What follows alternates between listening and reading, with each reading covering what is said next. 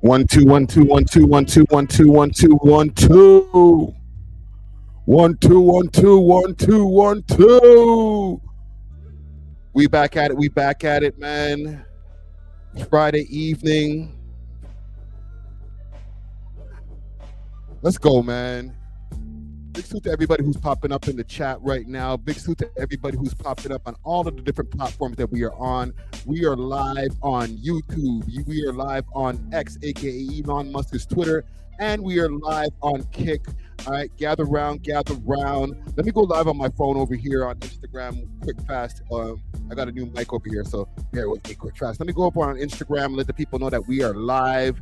We got a lot to get to today. 1 second here. Let's go to the gram. Bada boom, bada bing. Bada boom, bada bing. Big salute to B3 on the beat. And make sure to share this live. Make sure to hit that like button for all the people who are popping up. Big salute to everybody who's popping up on my phone right now. We are live on YouTube, youtube.com/welovehiphop network. Let's get to the list of topics that we got to get into today. We're going to get into the full explanation of the WhyG versus Lil Berete beef. Okay, we're going to get into the whole Gucci man being a rat allegations and the Pooh Shiesty incident. Also, we're going to go back in time to the studio shooting that happened about a year or so ago now, and a video that has just popped up on these interwebs that is covering and doing an in-depth breakdown on that. There's a robbery that went down with some Pokemon cards that is a crazy, crazy story I want to get into. I also have an interview that is going to be popping off on this channel with Jay Roebuck. You might have seen him on that 5 Kendrick fans versus 1 Drake fan debate. He's going to be sitting in with me today and co-hosting as well as doing a full interview. Okay, and I got a story on the Toronto accent that we definitely got to get into. All right, so all the people over here on Instagram, pop out. We are live on YouTube, youtube.com/welovehiphop network. Let's go, man. Big salute to everybody who's popping up right now, man. I'm using some actually the same software, but a different account over here. Let's see who's in the live over here. Big salute to King Reese 306 who's popping up in the chat right now. Who else is live? Who else is in the chat? Let yourselves be seen. Make sure to share this out to the people out there who whether you're using your Twitter, whether you're using your Instagram, whether you're sharing it on Facebook, let the people know that we are live right now. 1 second here. Let me make sure my sound is good. Sound is good. Sound is good. Let's get it cracking, man. Let's get it cracking. Let's get it cracking. Let me turn this beat down courtesy of B3 on the beat. Let's get it cracking. Let's get it cracking. Salute, salute, salute, salute. What's going on, gang? Let's let the crowd get in here first because I feel like the notifications haven't been going out. Let me know in the chat for whoever is popping up in the chat. 1 in the chat if you received the notification that we are live right now. 2 in the chat if you're just popping up just off of the strength of just seeing whatever was going on your home screen. All right. I'm just want to make sure that we got the proper live going on. Okay. Life. I got 1 person putting a 1 in there. 1 second. Let me just double check my audio. I'm using a new mic today, so I want to make sure everything's sounding good. Okay, let me turn down my mic just a little bit, and we should be good. We should be good. What's going on, gang? Salute, salute, big. Nechia G. I'm fucking up the pronunciation of your name. You put a 2 in the chat. You say you didn't get no notification. Homie over here says he got a notification. Let me know, man. Let me know. And I'm gonna share this out. I don't like how the algorithm's fucking with us today. I know it's a nice day today, so a lot of people are outside. If you're watching on your phone right now, feel free to give us a hype to even push this higher in the algorithm. Okay. You know what? Before we get into anything, I'm gonna show you guys some shit because I got something over here in the member section that I would like to show y'all. And let me pop this up over here while we're waiting. Nikisha, my bad. Big salute to Nikisha in the chat. Yeah, I don't like the way the algorithm's fucking with me today, man. They're not algorithming the way that they're supposed to. But we'll get it. We'll figure it out. Let me go over to the members section. And big salute to Lil Berete. The new interview is out right now. All right, keep running up the views on that interview. He went crazy, got in depth into whatever. He was ready to talk. But I got this interview that's coming up. I think I will drop it tomorrow. If not, I'll drop it on Tuesday. It's the Bucks GME interview. Let me pull up a little part of it. Yo. We just try to keep the motor. And big salute to the whole Malvern, the whole Emperham. Motor running. You know what I'm trying to say? We got to keep the motor running. You know what I'm trying to say? Yeah. That's it. It's music comes on. We got the channel of Stingray. Music comes on. We be getting sturdy, man. You know what I'm trying to say? The hustlers, the T's, the Stillies. We getting sturdy. So it's like, sometimes even when new niggas from West End or East End blocks or wherever come to the range, they're like, yo, holy fuck, like, you got a different over here. Like, the energy is just like, it's floating. Like, you know what I'm trying to say? Like, yeah, I like the energy over here, you know? A lot of people sometimes like to be too tough or like screw me mugging out there, this, that, being too stiff. Sometimes you gotta let loose and enjoy the moment. Like I said, this shit bittersweet. Never put that P before the E, hold it before the I. You know what I'm trying to say? Don't ask me why. You know what I'm trying to say, Woody? So it's like, that's what it be like. You know what I'm trying to say? So it's good. We have movies, watching 1, 2 movies, whatever it is. Oh shit. We be gambling too, 4, 5, 6 on the range. You know what I'm trying to say? Their canteen. You'll see like 80 items, 100 items on the floor in the back. Man, they're sweating, sweat's chopping on the floor from your forehead, boom. You know what I'm trying to say? Mans are gambling in jail over there. Listen, I just went and just did a quick mic check over, or a sound check to make sure that the mic is sounding better. Low key, I ain't gonna lie to you. I'm Big Salute to the Vent podcast popping up. Big Salute to Easy Fecta.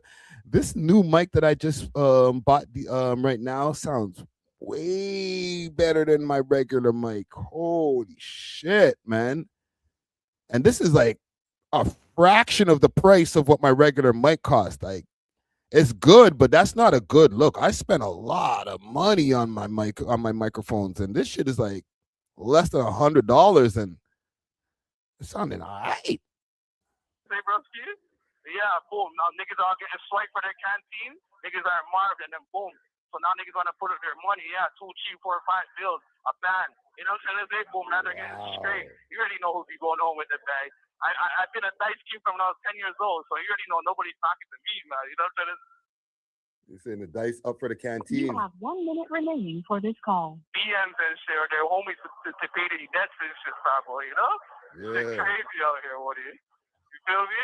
But yo, I'm gonna call right now, friend. No, don't hang up. I want to give a quick minute to give a shout out to Exotic Hot Pots, Canada's.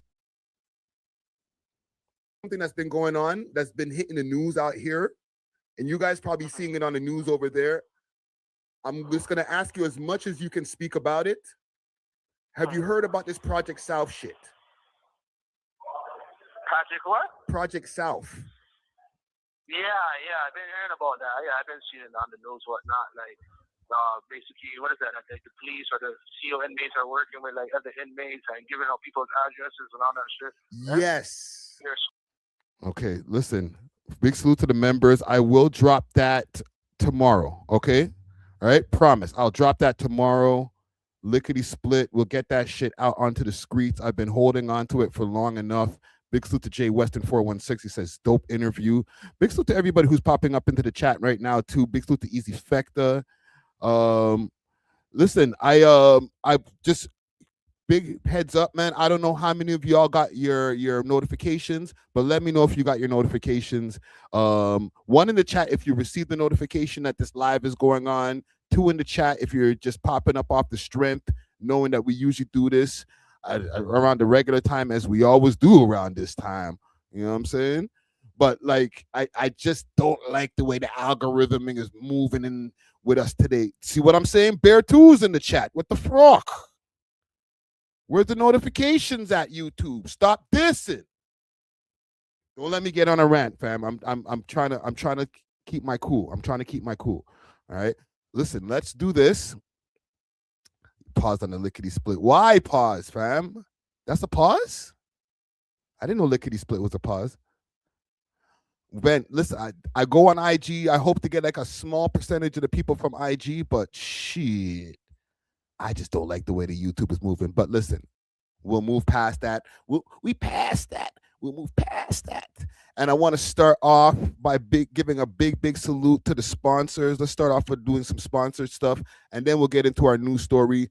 We got Jay Roebuck pulling up around 7 p.m. We're going to have a discussion with Jay Roebuck, as well as go through some other topics with Jay. All right, so big salute to Jay Roebuck. But let's get into some of the salutes to the sponsors, starting with Gamdon. Hold on, air horns.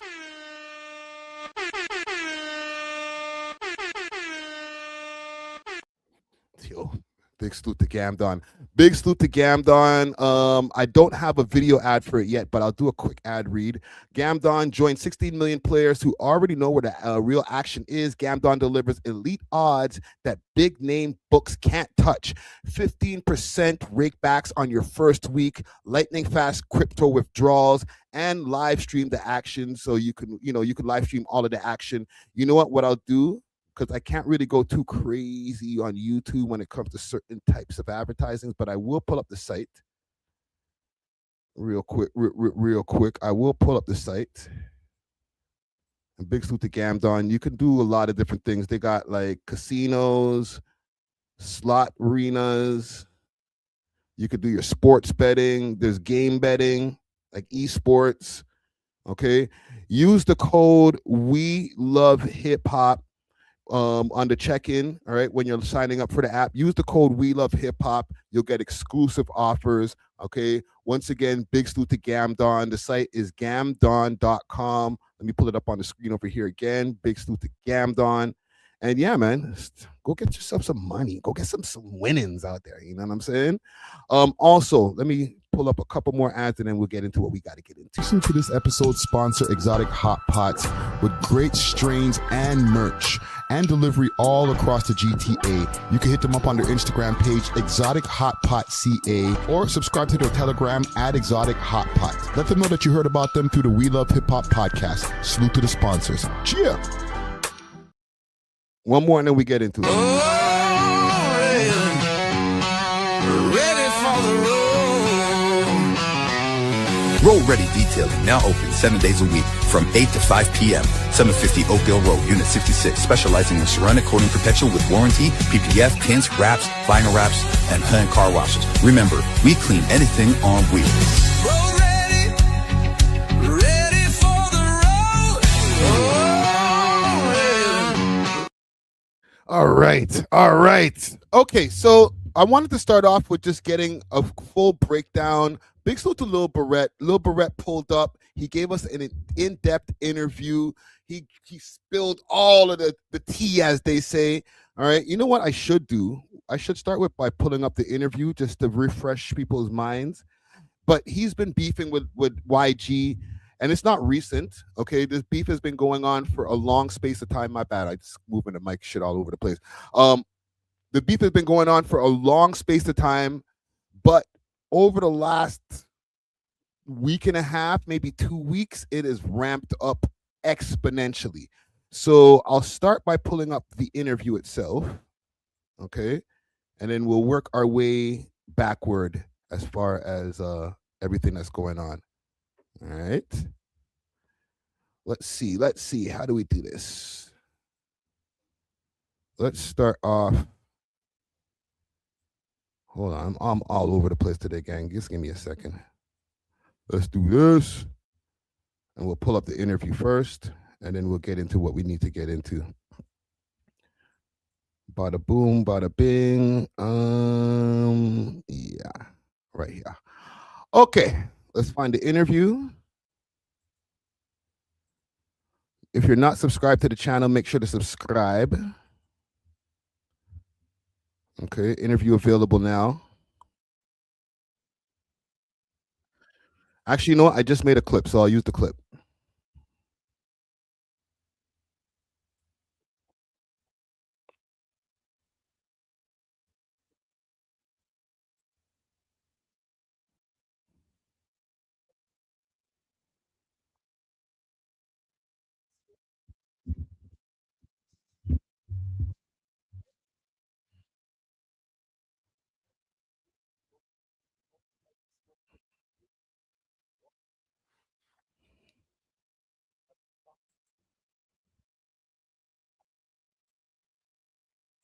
Yo, big thanks for the donation, Jay Weston. All right, big thanks for the donation right there. Let me put that up on the screen.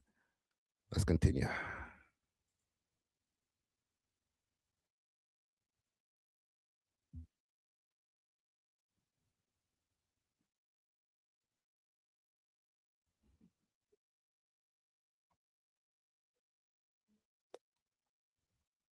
Oh, no audio? No audio? My bad. Hold on. We'll fix that. We'll fix that. My bad, gang. My bad. I'm fucking up early today, son. Don't worry, I got you. Boom. Been waiting for this moment, my nigga. They've been waiting for this moment. Because if you look back at it, I was that young nigga, still that young nigga, but I was that young nigga where nobody mentioned me in any of their music. No one commented under my shit. Nobody wanted no type of smoke with me. Yeah. Why? Because there's nothing to talk about. I got good music. There's nothing to talk about. But now, when you get into what made people start talking, is those videos of me when I was younger. Those videos of me when I ain't do those videos accidentally. I purposely did that shit to go viral because I was on my Vine shit. If you go back in the days and you realize you really know me, I was a class clown. I was a nigga in the low key. I'm not even gonna pull up the videos neither, cause like I just interviewed. I literally just seen the man 2 days ago. I'm not even gonna disrespect him by pulling up the videos. However, if you guys want to find these videos, especially since this is like a trending topic once again, go up on Torontology Reddit. I'm sure you'll be able to find the videos somewhere. In the class goofing around, because yo, everybody just my accent. Even when I came back, I had a little strong African accent. Yeah. People just used to always laugh. So my first thought of career, my first thing I ever wanted to do in my life was a YouTuber. I wanted to be a YouTuber, a Vine type of guy. Like, you know what I'm saying? If you go on Vine, you'll see 1,000 of those type of videos. So you didn't want us to be a rapper first? No, I didn't give a fuck about rap. I was an innocent kid. I don't care about, you know what I'm saying? I wasn't looking at anything too deep. I was looking at like, yo, do a video and go viral. And then now everybody's gonna look at you like this funny comedian. You know what I'm saying? Yeah. So I'm like, you know what I'm saying? I didn't really give a fuck. You know what I'm saying? So it's like, now what really happened was, you know what I'm saying? So I got into like a real life situation when I was 16 years old and someone had died in my arms. You know what I'm saying? That was the night I realized, yo, I don't even think I want to be outside right now. Like, you know what I'm saying? Let me go home and just chill out for a little bit to see what the fuck I want to do in my life. Because, yo, that shit traumatized me. Yeah, for sure. So, and it was just now a question of, yo, Fatima, be nice. You're calling him Lil Brittany. You're right. What can I do as a Black young man to be successful when all the odds are against you? You feel me? So all of us been through this as young kids. You know what I'm saying? What's the first thing a Black man does when they finally like want to chase a career? What's the first career they think of? As a Black man, rapping, basketball, sports, anything that has to do with talent. Yeah, exactly. You feel me? Anything because we're born with talent.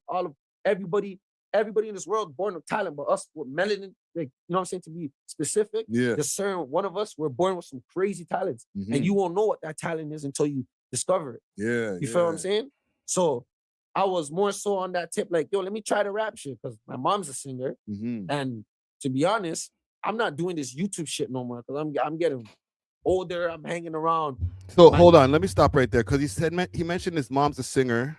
All right, and big salute to Jay Roebuck. I got his stuff up on the screen over here. Let me go to YG's page here, because I don't know if he still has these posts up, because man's been deleting their post.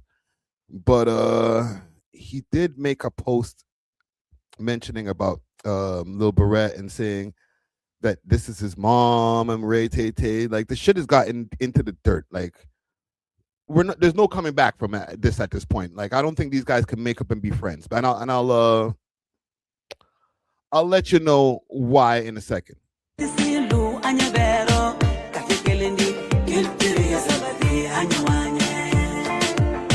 I don't know who this is supposed to be. Only featuring Lil Berete's mom. Ever gave him a heater though. Tell her, shout out your music, bro. Get into her market and fans, get on her YouTube channel. Something. She's hard, no cap. This guy needs like punctuation marks in there somewhere. No cap. She do numbers. You're wasting your time rapping about life you don't live. Go make Lil Nas X drip with your Hoyo. Okay.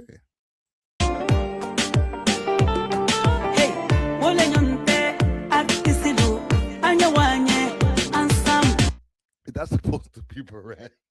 Yo. And Berette's response over here, YG paperwork link in my bio. Oh, for real? Can Lee? Where the hell are we going? Yes, accept all cookies. Oh, shit. R versus Gardner, citation.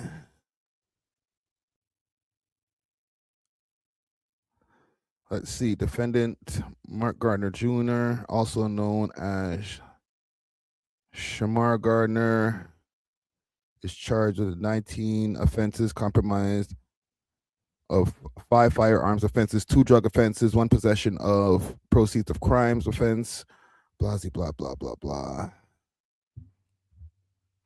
1 second.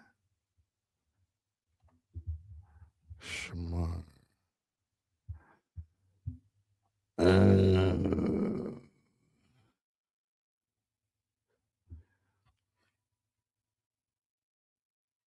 What the fuck am I looking at over here? Okay. Let's see. Okay, the phone number registered to Quincy Taylor. Oh, there's also a number on the phone identified by the. This is something when about his phone being taken.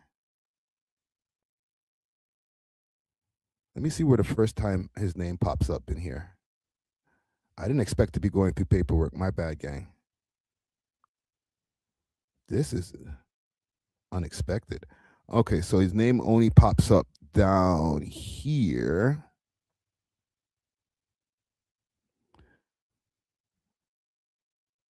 An iPhone was seized by police at apartment 609 at 2360 Weston Road on December 31st, 2011. The phone was found next to a futon, although the phone was registered to Alamar Thorpe, my bad. In a call at 9:59 p.m. on December 11th between White and Benjamin. Benjamin tells White that dog's number. Ooh. I think they might be talking about Boondog.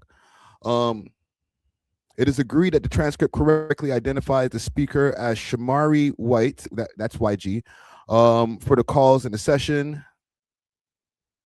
White, date of birth, blah, blah. Calls in the session between White and Gardner. They deal with White attempting to get a gun from Gardner for a robbery and White's subsequent attempt to meet up with Gardner in Hamilton. They established that White's nickname, Maury, for the phone number Gardner used for the call is blah, blah. Although the time others answered the phone when Gardner was not present, White used 3 different names. I'm trying to find where there's some okay. I'm trying to find if there's any snitching, as they say.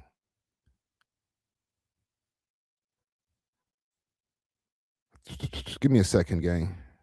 And Project Marvel accepted evidence concerning the identity other than White. However, is not satisfied with the source.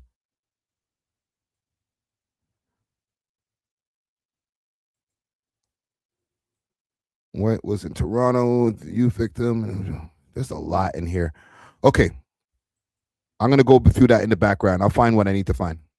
Niggas now, we're all growing up mentally. Yeah. We're seeing killings in the hood. Niggas is dying. Like, shit's getting real, fam. I don't want to do no vines no more, man. Yeah. You know what I'm saying? been shot at before. You know what I'm saying? From when I was a kid, like, I've seen shit before. That's what made me change my way of life and saying, yo, let me use my real life story, my pain, and what my hood really went through, and put down the music and take this shit home, like the championship. You feel me? Yeah. So hold on. Let me stop you for a second, because because people always use this. They've been using this for a while, right? Yeah, the videos, but me, I'm unbothered. You feel me? No, but I get it now, fam. Hold on. Look at it. I get it now, because let me finish real quick. Let me finish real quick. So when I started blowing up and rapping, niggas had nothing to say. You feel me? This nigga, WhyG, is so obsessed with my music and has been a fan from time. There's a reason why he doesn't ever go and say, I seen you in person. Yikes. And this, that, because we've seen each other. We didn't talk. We've seen each other from far. And we try to spark up conversation many a time. But nigga, I'm not your age. You're 31. I'm fucking 24 right now. Like, niggas, like, you feel me? You don't make the type of music I make. I don't even fuck with you for real. You feel me? So there's nothing to talk about. He's been a fan from day one.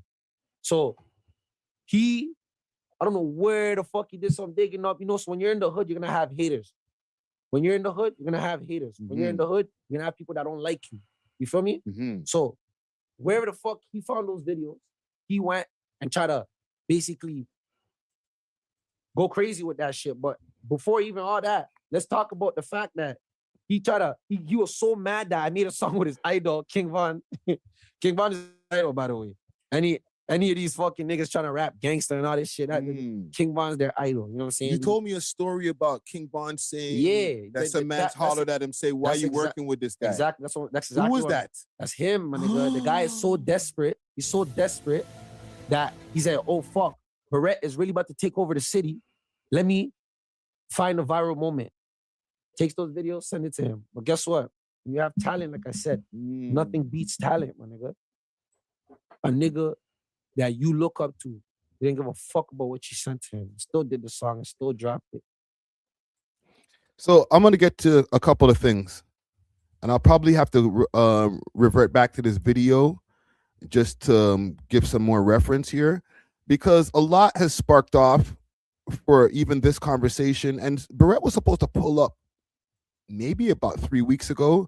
I know he went to Paris at one point in time, but you know, better late than never, because the timing was even better this time, because a bunch of shit happened between the time that we were supposed to do the interview and now. Okay, so big salute to 6 Block Disses and myself. I think I'm collaborating on this post as well. So Lil Berete and WhyG go back and forth. This is from 6 days ago. All right, again, and drop diss tracks, and this is the track over here. Talking to trans, getting caught up all on Snapchat. Let me refresh it. I come from the region, I ain't never been no reject. I started on my own, I'ma die for my respect. Heard that pussy done got kicked out of town. He no gangster cause he told on G, baby.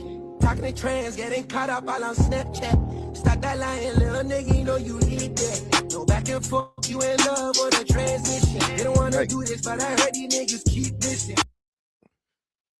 He's like melodically dissing him. He says something about he told you to hold on G, baby, and you're sliding with trans chicks. Yikes. You gotta stop missing them bodies you ain't catching. So now here's where shit gets crazy. Okay, so this is the stories, you know, the mandatory story post that have to start pulling, people have to start running with, and it goes here. And this is from Lil Berete. He says, "Yo, WhyG, tell the world who's G baby." Okay, and I guess this is an exchange of DMs. You can't use the same excuse no more. Now you cap. Post one more thing about me, and I'll tell the world about G baby. I bet you your fans don't know why you are reject. Okay, and then this is a response post, right? Because they, just put a collage of them all together on the page here. This is a response post from WhyG saying, Lil Berete, your surety's a good. You're a surety, a good youth. Mesquite mans call you. Mans call you when they need to get bail. Only thing you're good for in the trenches. Okay. And I guess this is some messages from YG. I don't know. Can you go buy whatever you want? You can't. I'm just trying to show you like what to have. What the hell? I'm just trying to show you like what to do. Have me hate on. Be real with you yourself. Yo, these guys need to use punctuation marks. Holy shit. You're not my op. You don't put 0% threat in my life. You're a virgin and you never beat Knox ever. Holy shit. These niggas are speaking a different language. And then this last post here from Lil Berete. Oh, okay. I think this is Lil Berete speaking to him. Okay. This is the full message. And I don't care how you flip and what is it? Holy shit, man. How you flip and lock off your career, because I know you can't blow. You suck. Someone come and get YG, and this is what he was posted on top of this post here. Someone get YG out of my DMs. Sends me 100 messages. He's either very mad or very happy that he gets to talk to me after many years of posting about me. Holy shit, man. That was difficult. These guys like... Peace Love says Friday's losing IQ points reading these ninjas texts. Facts. It's like, yo, like, I feel like I need to take my hat off for a second, but I got no fade. Like, it made my head hurt. Holy shit. Okay, let me pull some shit up because Jesus Christ, that did make me lose some IQ points for real. I'll pull up a Rockboy video because he apparently has beef with Rockboy Ninja as well. And I don't know if it's because of the way that Rockboy has been covering this incident or this back and forth. All right, he said, just put on some gloves and box each other already. He ain't trying to do that, fam. We asked him about that in an interview, and he's like, nah, because niggas will probably take it to the next level after.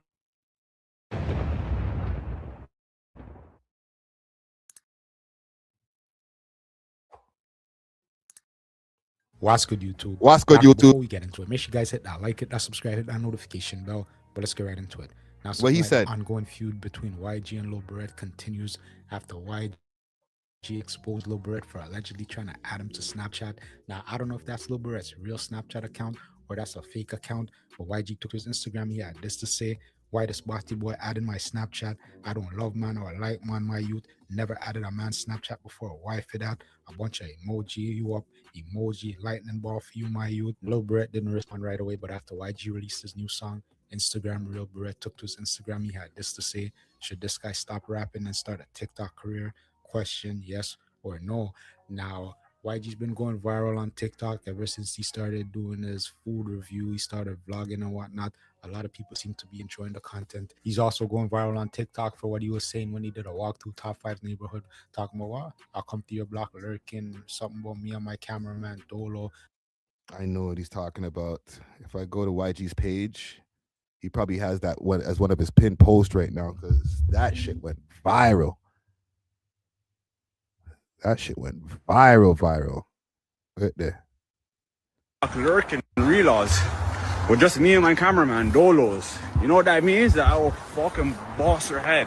I'll fucking boss her head. In the fucking compact. I look like I'm not even perksing. I will come to your block, lurking realize with just me and my cameraman, Dolos. You know what that means? That I will fucking boss her head. I'll come to your block, lurking, reloads. With just me and my cameraman, Dolos. You know what that means? That I'll come to your block, lurking, reloads. With just me and my cameraman, Dolos. You know what that means? That's the cameraman, the cat. Holy, salute to the cameraman.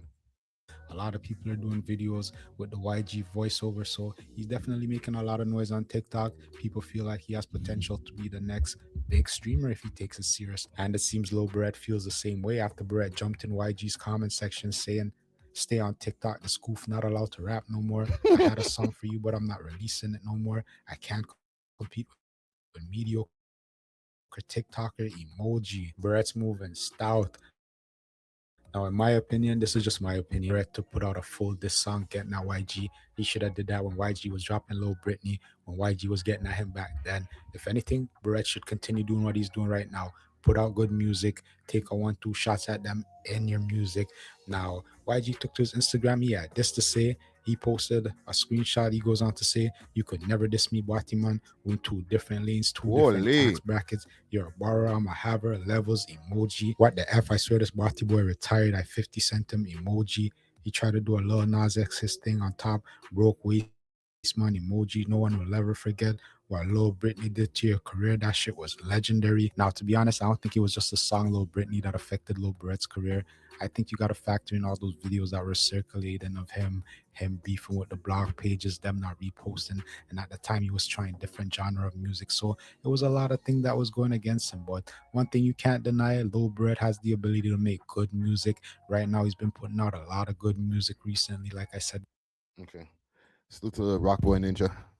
What was I using right here? Right here. Long Live Vondo. No, Long Live Vaughn. But you never told me at the time. You just said somebody hit him up behind the scenes. That fuck nigga who did that, bro. Wow. So there's nothing. That guy who did that. So there's nothing that like your side did like to. So that was the starting of this whole back and forth, basically.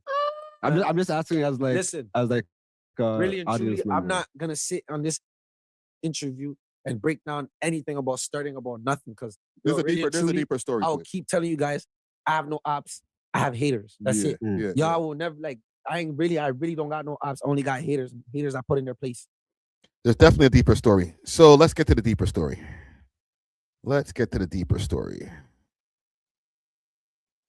And it should be right there in my history because I was just looking at the video not too long ago. Right here.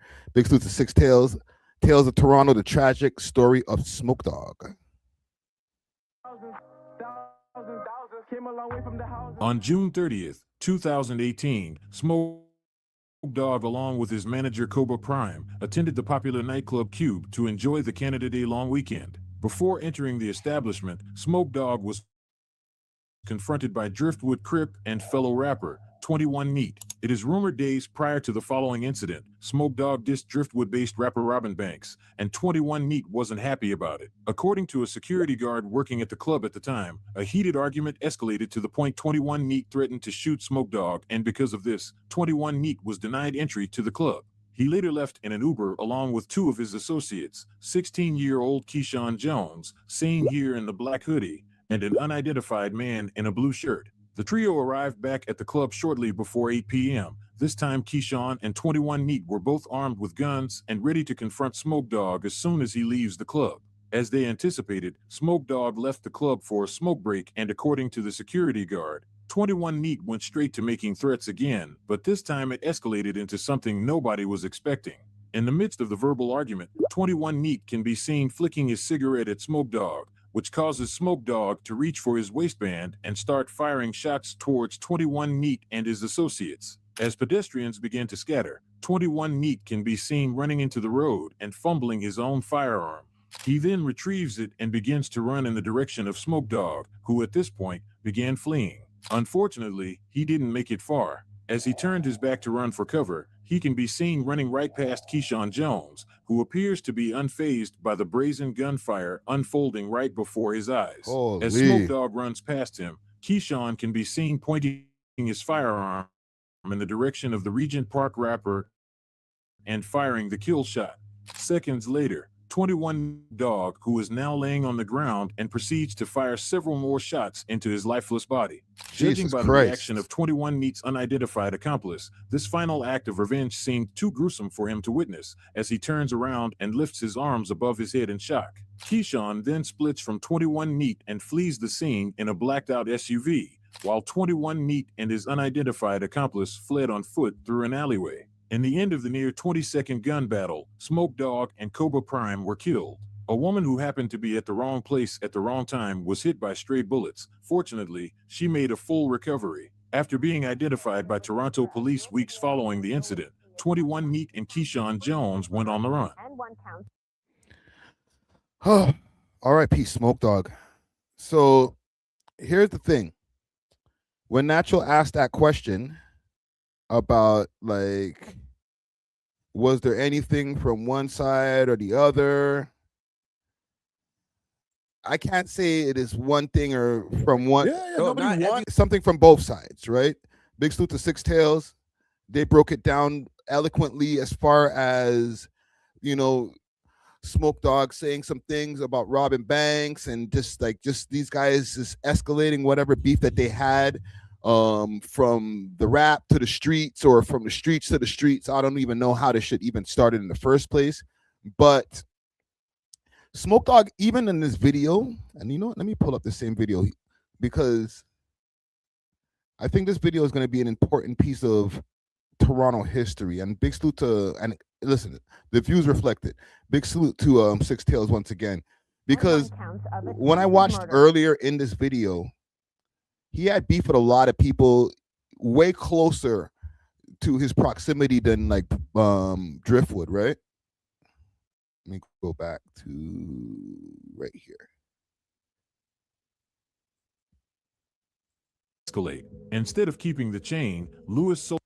Towards the middle of 2017, the spotlight on Smoke Dawg only got bigger after he was featured in the documentaries Northside and Noisy Meets Smoke Dawg. Throughout both documentaries, he talked about his rise, how to break out of Toronto's glass ceiling, and how the violence that was a part of his daily life in Regent Park continued to follow him even as his career began to blow. Although he didn't go into specifics, I'm here to provide that for you.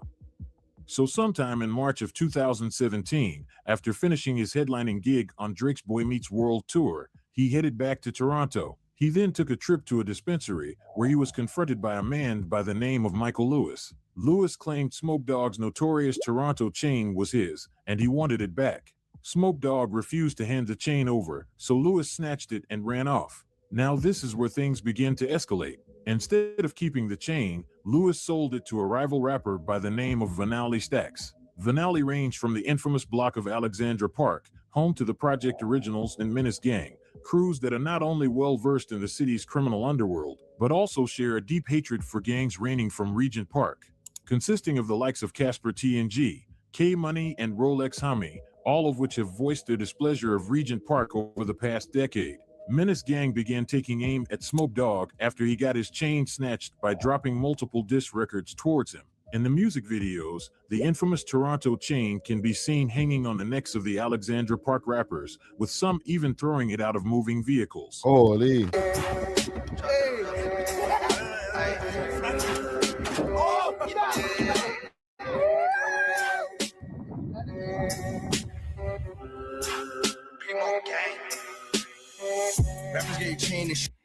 Here, the thing is about this chain, like, it was a robbery of Smoke Dawg, quote unquote Smoke Dawg's chain, but apparently this was a chain that he had stole from somebody else. I don't know if it was the Lewis guy himself, who claimed that the chain was his, from this video here, or somebody else. But I heard from back in them times, just, you know, not even from the media, through the streets, that was a stolen chain in the first place. And I'm playing this because, to be honest, I thought the smoke that he had was coming from just totally the Alexander Park direction. Sure, hey, I put your chain on the tour, hey. Who got your homie by the robber? The only reason why your trap house doing numbers, tell him, cause I was locked up for 6 summers. Smoke Dawg and his Halal Gang cohorts didn't respond to the online antics. Instead, they continued putting out hits. From Riri to Count It Up, both of which amassed millions of views. It appears Halal Gang remained focused on the bigger picture. That is until a few Menace Gang members took the dissing to a whole new level. Police are investigating a shooting near Queen and Spadina. Let's get more details tonight. We're live to CB24's Kayla Williams. It's been several hours now. What have you learned, Kayla? Well, so far, Toronto police as well as the forensic investigation team remain here on scene. Right behind me is where the shots were fired about 4 hours ago. It happened just after 4 p.m. at Atkinson Housing Co-op at... As per Toronto police, Atkinson Co-op was the target of constant gun violence throughout May 2018. For those that don't know, Atkinson is the home of Menace Gang, so this latest incident set off Casper and K Money, who decided to retaliate. On May 28th, 2018, they gathered 2 other noted Menace Gang members, hopped into a rental car, and drove to Regent Park looking for Halal Gang affiliates, who they believed were the ones behind the shootings. The full incident has been covered in the last video, so if you want a detailed breakdown of the incident... Yeah, that's basically what set off the car chase, was beef with Smoke Dog, I guess. I suggest watching it, but for now, I'll provide a brief summary of what happened. The men arrived to a busy Regent Park at around 2:40 p.m. K-Money and another man exited the car, each holding handguns. K-Money discharged his gun, taking aim at the man in the black shirt. K-Money and his partner immediately jumped back in the vehicle and they took off. What followed was a frantic pursuit that saw the 4 men speed away, fly through red lights, drive into oncoming traffic and sidewalks filled with pedestrians. The chase ended when they crashed into several garbage cans. The vehicle was too badly damaged to keep going, so everyone fled on foot. The 4 men were eventually found and captured by police. These guys, man. It's just like this rap beef, or I hate calling it rap beef because it turns into street beef. But in a lot of times, like, people think that it's just only rap shit, and then these guys just transferred the rap shit into the street shit. It be street shit that the rappers get involved in. You know what I'm saying? Like, and illicit behavior says senseless violence. It's all senseless violence. But a lot of times people just think, okay, these guys, these rapper guys, what, you know, how did these guys get from not even knowing each other and then Instagram and all that made these guys get into beef? Nah, bro. These guys be running into each other on road, have different business that's been happening. You know what I'm saying? Somebody burnt somebody for something, ran up in somebody's spot. Something happened. It can't just be like, oh, you niggas just said something to me online and now I got to go drive over to your block and shoot it up type shit. Like, but I played all that to play for the reason because this beef with WhyG and Lil Berete goes a little bit deeper than these guys just chirping at each other online. You know what I'm saying? I appreciate Lil Berete's competitiveness. He wants to do that because he's been keeping it music. You know, he speaks about music a lot in this interview. That's what you're going through, and they just start like involving you in the street shit. Yeah. You know what I'm saying? You're repping a block. Exactly. Yeah. And me, I'm not ducking no smoke. You feel me? Straight. But I'm a humble nigga. At the end of the day, bro, everyone knows this about me. This is why, how many times that people try to have, after all of the allegations, all of those crazy cancellation, whatever, I'm still here. People still fuck with me. I still get posted. I like, you know what, life is good because at the end of the day, I remain humble. That's the main secret to this shit. That's the thing that these guys, a lot of these rappers can't do. Remain themselves humble. You feel me? Yeah. See how I came here today? I could have came here on some rah-rah. Yo, last time, yo, broski, why you on that? Yo, that. Yeah. It's not going to solve the issue. Right. I'm not coming here to, your opinion's your opinion. At the end of the day, you're a grown man, my nigga. Yeah. And I'm a grown man too, so I can speak to you like a grown man and make you understand, yo, Brody, if you got this misunderstood, this what's up. You get what I'm saying? That makes sense. And then now I know after this, when I leave, it's like, you're really going to be like, okay, you know what? Maybe what I've been seeing on the internet is not what's really in front of me. That's what they say. That's the biggest slogan in the world. Don't judge a book by its cover. Yeah. No, that is true. Because before this, all I know is what I see on the blogs. You feel me? So you like, see the crazy shit, but that's the thing too about that. Everybody is just seeing what I'm doing. But let's be for real. For the last 3 years, everybody's been clashing Berete. Everybody's been For real. Look, no, if you have time in your hand, both of y'all, go anywhere in Toronto, walk to random people, play YG, play Lil Berete. If you had $1 million, would you put your money towards? Or if Right. So I'm glad that he's keeping it in the spirit of music. You know what I'm saying? Because it can go way deeper than that. From the video that I played, Lil Berete, he's representing Regent Park. He's definitely down with the Halal gang. He's been in videos from back in the days. So that's his block. That's his area. You know what I'm saying? I know that Regent isn't just one conglomerate or whatever. There's different sides, and even Regent has beef within their blocks in Regent. But as far as that union right there, you kind of took the head out of the crew, bro. Like, Smoke Dogg was one of the biggest exports to come out of Toronto, far less more Regent, for Canada, period. You know what I'm saying? So when that happened, automatically anybody from the Regent side was going to have issues. If they didn't already have issues, they were going to have more issues with anybody who's over there in Driftwood, all of the rappers. Okay? So as far as a resolution, I don't see that happening anytime soon. But even getting back to some of the things that Lil Berete was saying, because these guys, there's only so many things that they can say about each other at this point, right? Oh, they always try to hit YG with the transgender allegations, and then calling him a rat, and then vice versa when it comes to Lil Berete. Oh, you're a good youth. Oh, you're a Batiman, all that type of shit. So we're not going to hear any new information as far as what these guys are saying about each other. But what I did not know, and 1090 Jake somehow got involved in this, and I'll play another Rockboy video. What's good, YouTube? What's good, Back with YouTube? another one. Before we get into it, make sure you guys hit that like, hit that subscribe, hit that notification bell. But let's get right into it. So it's looking like the back and forth between YG and Lil Berete is only getting worse. Now, while they're going back and forth on Instagram, YG may have exposed that Lil Berete allegedly shot himself in the leg. Now, I never heard these rumors before, so I don't know if it's true or not, but they were going back and forth. YG posted to his Instagram, he mentioned Berete, you're a shorty. Good youth, Mesquite mans call you when they need to get bail. Only thing you're good for in the trenches. Okay, we covered all that. Let's get to right here. Oh my Lord. Good for in the trenches. He then goes on to post the song Lil Britney, but then YG goes on to post a message that someone sent to his Instagram DM saying Lil Britney cheddar bobbed himself in the foot last year. No cap, ask him. YG posted that DM to his Instagram with the caption, no way the only person you ever shot was yourself. A bunch of emojis. Put down those stuffed fish. You don't know how to work them things, freaky boy. YG then Yo, that is fucked up.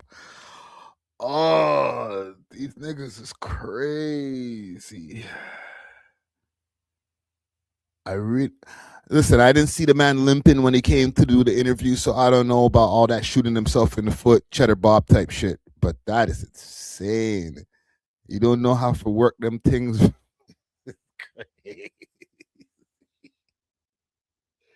And listen, I don't mean to laugh, man, but these niggas is just creative. goes on to promote the song Lil Britney that he was dissing Lil Berete.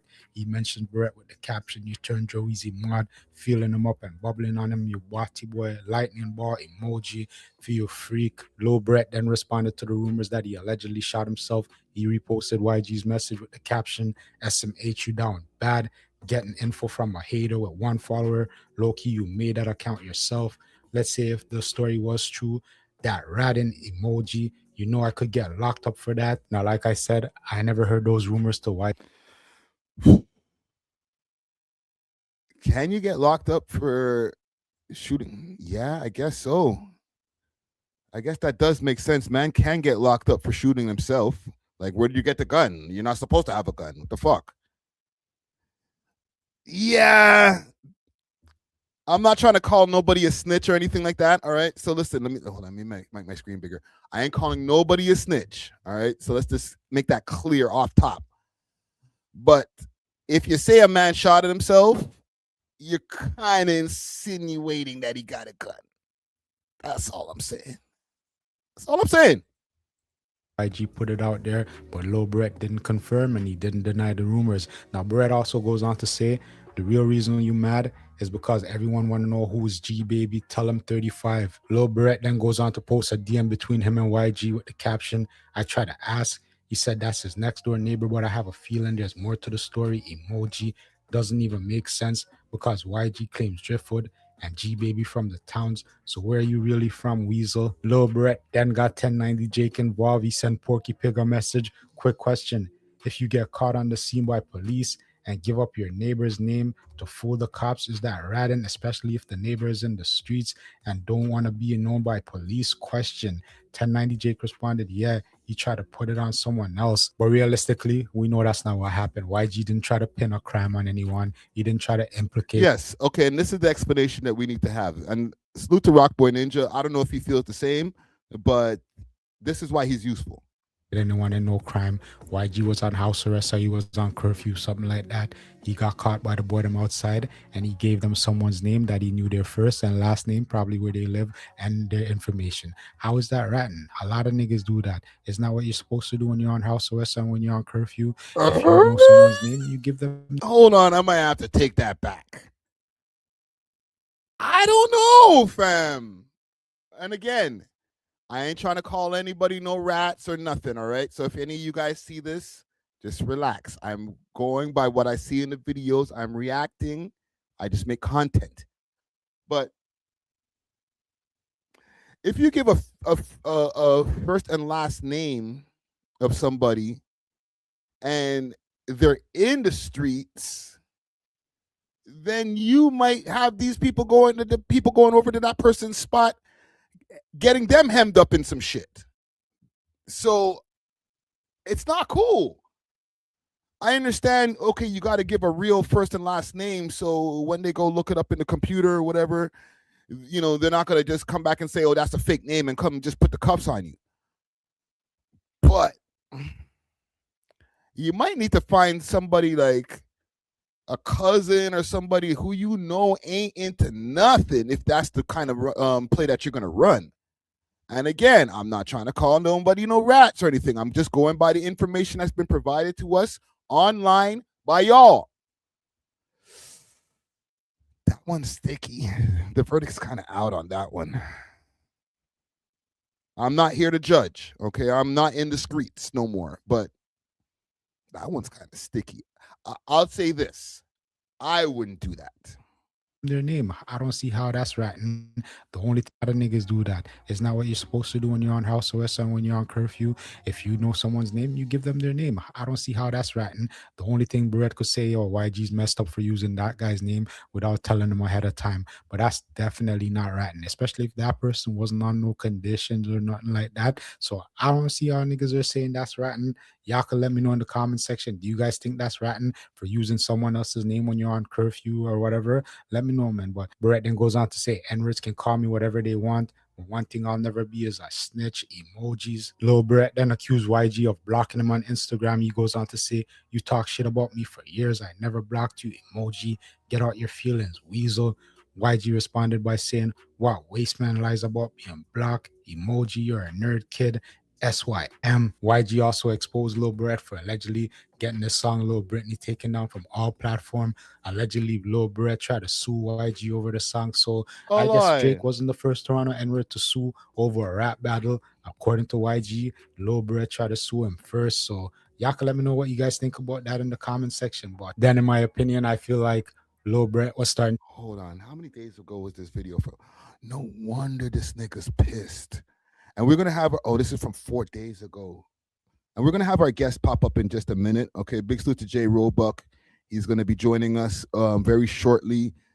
But I just got, I didn't want to have him here for this story because we're deep into Toronto weeds right now, man. Holy fuck. He might not be the first Canadian rapper to sue a nigga. That is crazy. I need to see this works. Let me see this paperwork here. It's blurry as fuck. I guess he got a notification from YouTube. This is not somebody suing. That's maybe a takedown for harassment. I can't see any of these words here. It's super blurry. But I don't put that in the suing category. Y'all can let me know what you guys think about that in the comment section. But then, in my opinion, I feel like Lil Berete was starting to get on the YG skin. So, in the words of DJ Snoopy, YG got dark, and he started to bring up Lil Berete's sister. He posted a picture of her to his Instagram. Wow. With the caption, "This is your stud sister." A bunch of emojis. Both of you guys are bots. What the F emoji? You were supposed to be the girl. She was supposed to be the boy. You guys share clothes and panties and ish. A bunch of emojis for you fishes for dead. YG then posted another picture of Lil Berete's sister with the Elephant Man log on playing in the background with a bunch of emojis. Log on and step on Chichiman and gal, a bunch of emojis. He then posted another picture of Berete's sister with the caption, "No cap. I think this was a youth and corn them if I was lurking your block with my cameraman." A bunch of emojis. He said, "At Lil Berete, whole family is bun up here shaking your ass. And she looks like she was in the streets." A bunch of emojis. Now, I don't like the fact that YG's getting Lil Berete's sister involved. This nigga took it straight to hell. What the fuck, bro?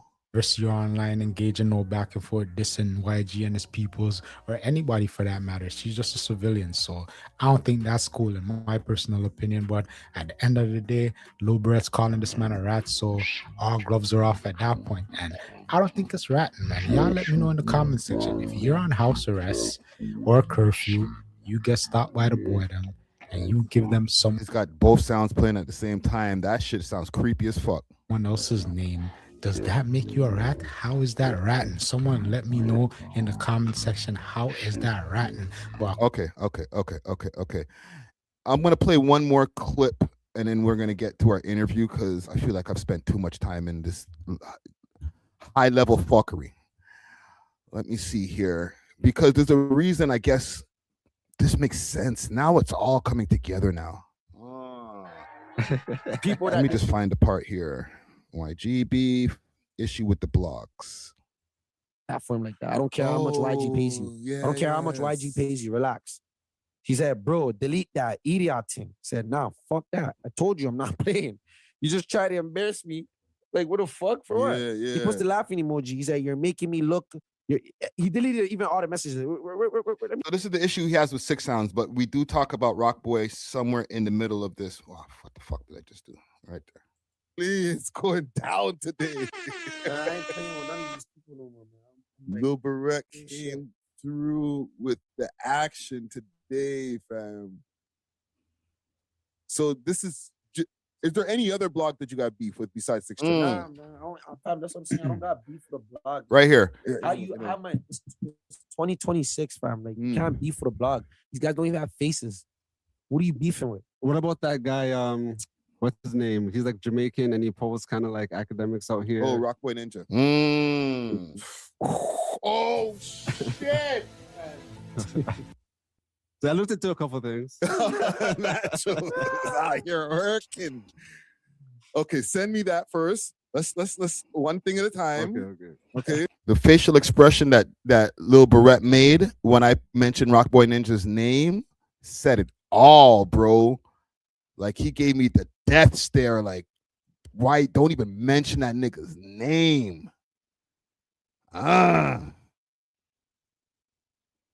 Okay, let me do this in closing so that we can find some kind of resolution to this. Okay, because I feel like Lil Berete's music, amazing. YG's music, very dope. Okay. This whole back and forth, as far as with Lil Berete himself, this is him, to me, playing defense. He's been, trying to clear his name and clean up his reputation from that video. I'm glad that he came through, explained the whole him being a Vine kid and not even being in the streets when he made that video. I think that was substantial information as far as why you seen that video. And to be honest, I just seen the video again the other day. It's not flattering. Okay, but if you're looking at it from the lens of a kid who doesn't have no plans on being a street nigga or a rapper, then cool. But then somebody dies in the kid's arms and he decides, okay, now I'm in the streets. Hey, you already filmed that shit and put it out yourself. Does that take away from his music? Now, as far as moving forward, now that he's explained all of that, moving forward, one in the chat, if Lil Berete now can go forward and have a clean career without this type of shit looming over him. 2 in the chat, if this shit is going to follow him forever. We don't give a fuck how much media cleanup you did, bro. Like, we always going to hold them videos over your head. Okay, so let me know. 1 in the chat if this has been a productive media campaign since this whole back and forth is broken out, and Lil Berete now can be forgiven moving forward, or he's cooked for the rest of his career as long as he decides to have one. Let me know in the chat, man, and then we'll move on, man. Because I know there's a lot of y'all in here who are fans of both of their music. But I was seeing a lot of comments even while I was doing this whole long ass segment, or even when I dropped the interview yesterday. A lot of the comments are like, yo, this guy's top 3, top 5 in this rap game. Oh, I love his music. People were saying shit like, yo, I didn't even really know his music before, but after I watched this interview, I checked it out and his shit is fire. Like, in the end of the day, good music will win. You know what I'm saying? Look at Kanye West. The man went on a whole anti-Semitic rant for multiple years, not even like a couple of months. And now he dropped Bully. Not only that, called people's kids all kind of wild things, regards, or maybe not those words, but basically almost them words. And I'm here listening to this shit now. You know what I'm saying? Where I thought I would never find myself listening to Ye music. So if Ye can be redeemed, a nigga just who had a few videos when he was like 13, 14, acting a little wild and sus. To be honest, not even wild and sus. It's white boy humor. Him and his homies were doing white boy humor shit, but we niggas. So it's like, it don't look good on us. If it was a bunch of white boys doing that shit and it was Jack Harlow who had a video from back in the days, or Eminem, niggas would be like, oh, that's just white boy shit.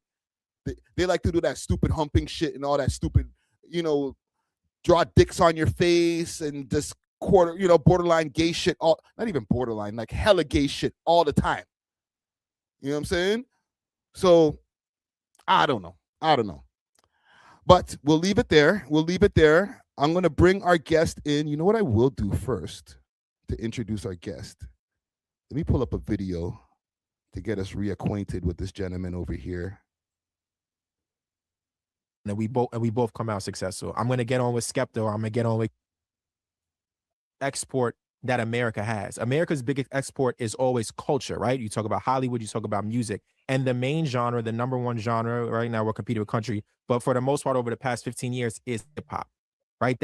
That's what America puts out. So hip hop is pop culture. Unfortunately, they're tied together. And when we talk about artists who make last pop, year was the first year without a hip hop song on the Billboard charts. Yeah, I wonder who didn't drop. But we could get back to that now. When you talk about the kind of artist that he is, because he is so good at doing many different styles, why would you not want someone to be versatile? My favorite artist growing up was Ye, and the reason why Ye was my favorite artist is because he could rap, is because he could do the more melodic thing, and he was able to shift and change the sound of music just how Drake was. So yes, he does have a Nokia. Yes, he does have a Hotline Bling. But for every one of those he has a timestamp. He has a Scary Hours edition. I'm not taking away from someone because they are great at making music, right? That's not a knock. And I don't like how you said, Listen, one of the best debates that I've seen in a long time. Big salute to the homie Danny from the Stop, who's also We Love Hip Hop alumni. I want to introduce this gentleman here. I've been watching his content, not for so long, but from what I've been watching, I've been very impressed. Okay. He's been out here doing his thing, whether it's in the hip hop field or in the sports field. All right.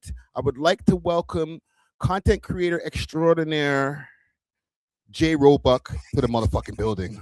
What's going on, brother? What's happening? What's good with you, man? What's up? What's going on, man? Welcome.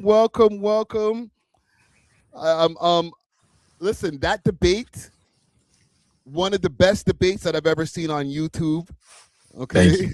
So I just want to give you a big up straight up from right off the top. And the boy actually seen the clips.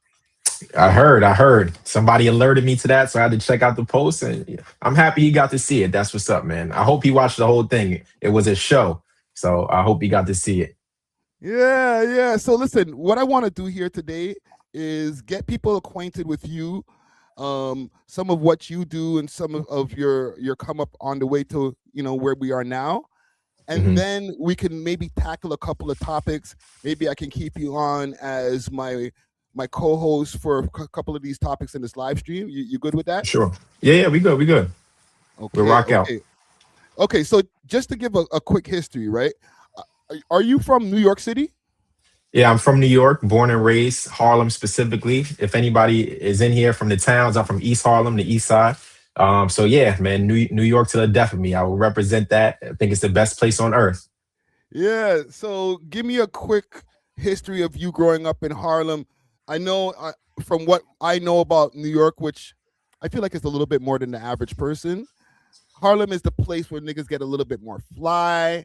We're closer to getting closer to Times Square and all of that. So there's that proximity. You know what I mean? Give me a little bit of history of you growing up in that area. Yeah, I got you, man. So like you said, Harlem is known for getting fly. Harlem is known for getting money. That's what we're known for. But anytime you're in an area like Harlem, a lower socioeconomic background, there comes violence. So growing up on the east side of Harlem, you're experiencing a lot of things very quickly. I think my background is very unique. Both of my parents were big on education. So school was something that I had to take serious. So I went to some of the best schools in New York, right? But my friends from my block, they didn't go to those schools. So I'm outside with them, but every morning I'm going to a different school. When I come home from school and I get to my block, they experience something very different than I did. So I kind of had a split upbringing, and I kind of was able to walk two paths, which I think I'm extremely blessed to have done that. And yeah, I mean, I think growing up in New York City, you're exposed to so many different things, from all of the culture, from the music to the clothes, fashion. It's everything you could ask for. And then when you talk about different kinds of people, you talk about West Indian culture in New York, you talk about Black American culture, you talk about the Latin influence, Puerto Ricans, Dominicans, and any ethnicity you can think of is in New York. So I was blessed to grow up very cultured. So I think I had a beautiful upbringing. What's your parents' background? Both my parents are Black Americans. My family's been here for a long time. So I could trace my roots back a couple hundred years. So I'm proud of that too. Yeah. That's why I keep my last name in my tag. It's Jay Roebuck. I'm very proud of my name. I talk about my dad often. My dad was actually one of probably the earliest hip hop promoters. So if you look up, Russell Simmons wrote a book about kind of the foundations of hip hop. And in his book, in the first chapter, he actually cites my dad as kind of his biggest competition in that space. So if you check out in the Bronx, they're actually building a hip hop museum. My dad has a little section in there dedicated to some of the first and earliest parties that he did, breaking certain artists or trying to get hip hop artists signed to Motown. And Motown turned them down and told them hip hop would never be a thing. So when I talk about music, I talk about it from a special place, Yeah, no, for sure. You know what? My uncle owned a club in the Bronx called NYC Booms. Okay. I don't know if you ever heard of that club. I had probably a little bit before my time, but I do spend some time in the Bronx, so that's what's up. Yeah. Yeah, give me your entry point into hip hop. Like, what's the first song that got you into the shit? Like, your dad already being a promoter, I'm sure, put you onto early shit. But like, what was the shit that you liked first? I think growing up in a car on the way to school, you listening to Big, probably Hypnotized, Juicy. Those are some of the earliest songs I can remember. Mace, DMX, 24 Hours to Live. That kind of stuff is really what got me into it. But I'll be real, I love R&B just as much as hip hop. So I think the first ever cassette I had was Soul For Real, Candy Rain. And that's still to this day is my favorite song. So music has always played a major role in my life. But yeah, on the hip hop side, definitely Biggie, DMX, Mace, Puff. Those are some of my earliest introductions. No, that's dope. And you went to St. John's University. Yes, sir. I see in your bio, Noop. Yeah. Right. So I went and did a little bit of digging. That's the Kappa Alpha Psi fraternity. Yeah, Kappa Alpha Psi Fraternity Incorporated. Yeah. Yeah, we don't have the fraternities. Like, not that I'm aware of over here. We don't have that culture. Can you explain the fraternity culture, the Greek? Yeah, I know there's all these different names that come with it. I watch a lot of higher learning, so that's where I get my information from. Yeah.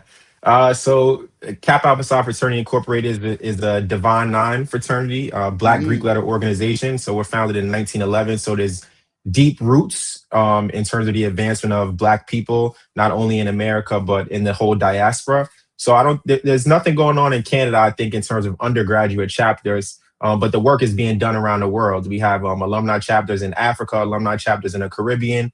And the whole purpose for my fraternity specifically is to have achievement in every field of human endeavor. So that means whatever it is that you want to do in life, you want to excel in it. You want to be the best in it. And that's how we drive ourselves. So when you think about maybe famous members of my fraternity, you could talk about Wilt Chamberlain. You could talk about Bill Russell. You could talk about Kenny Lofton if you're into baseball. I know we got some people here in Toronto. So one of Drake's close friends, Ben the Don, that's my fraternity brother. Penny Hardaway. I mean, we could go on and on and on. We've made some major achievements. We got some major move makers in our frat. So break this down to me, because just to understand the fraternities, the reasons and the lifestyle, right? Mm-hmm. When you go around in life now that like you're out of college or out of university and you're moving around, how do you identify who's one of your frat brothers when you're like applying for a job, or if you're just walking around in like any room? It's all networking. So actually, I really pride myself on being pretty well known. That's why that's in my bio. So, I have people reach out to me from all across the world. They say, hey, I'm in New York.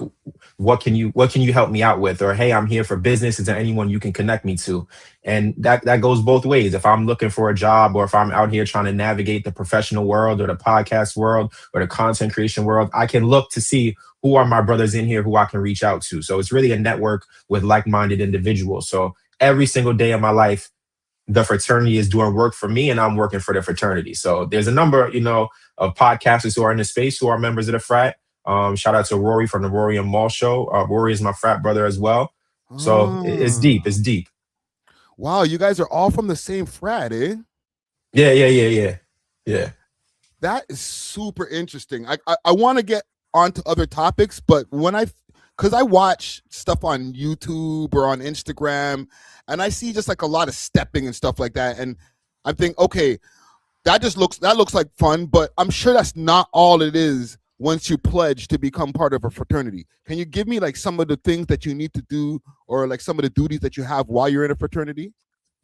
Yeah, I mean, as an undergraduate, so like while you're in college, you're a student leader.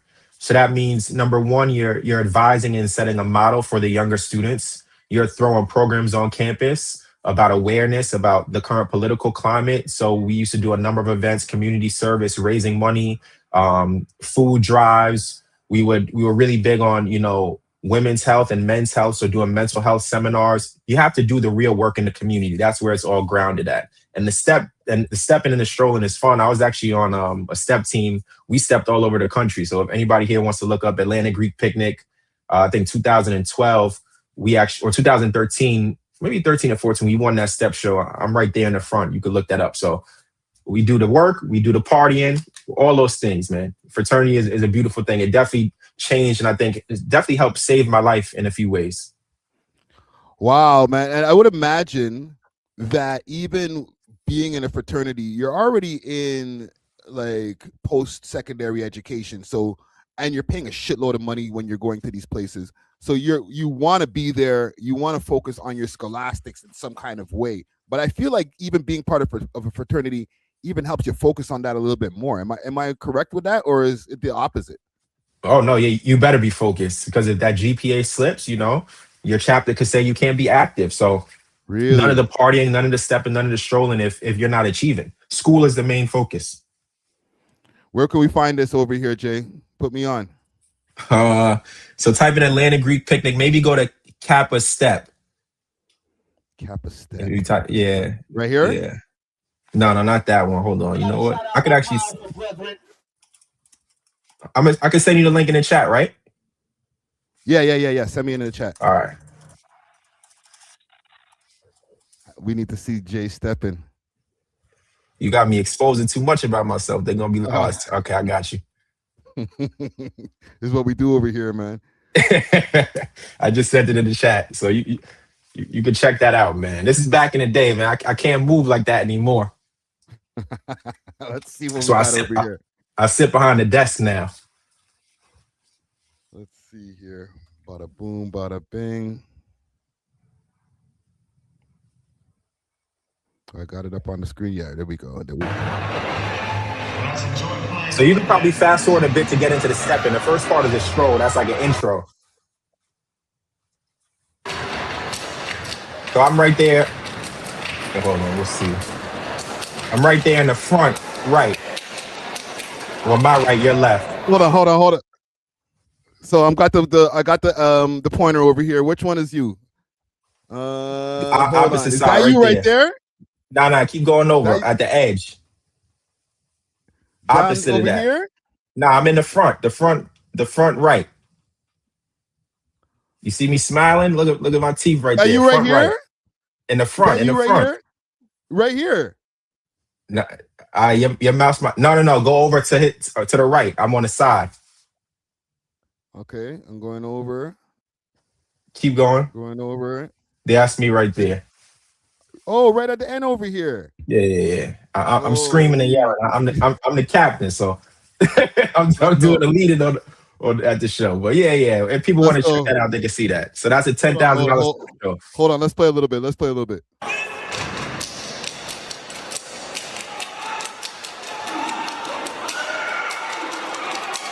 Woo!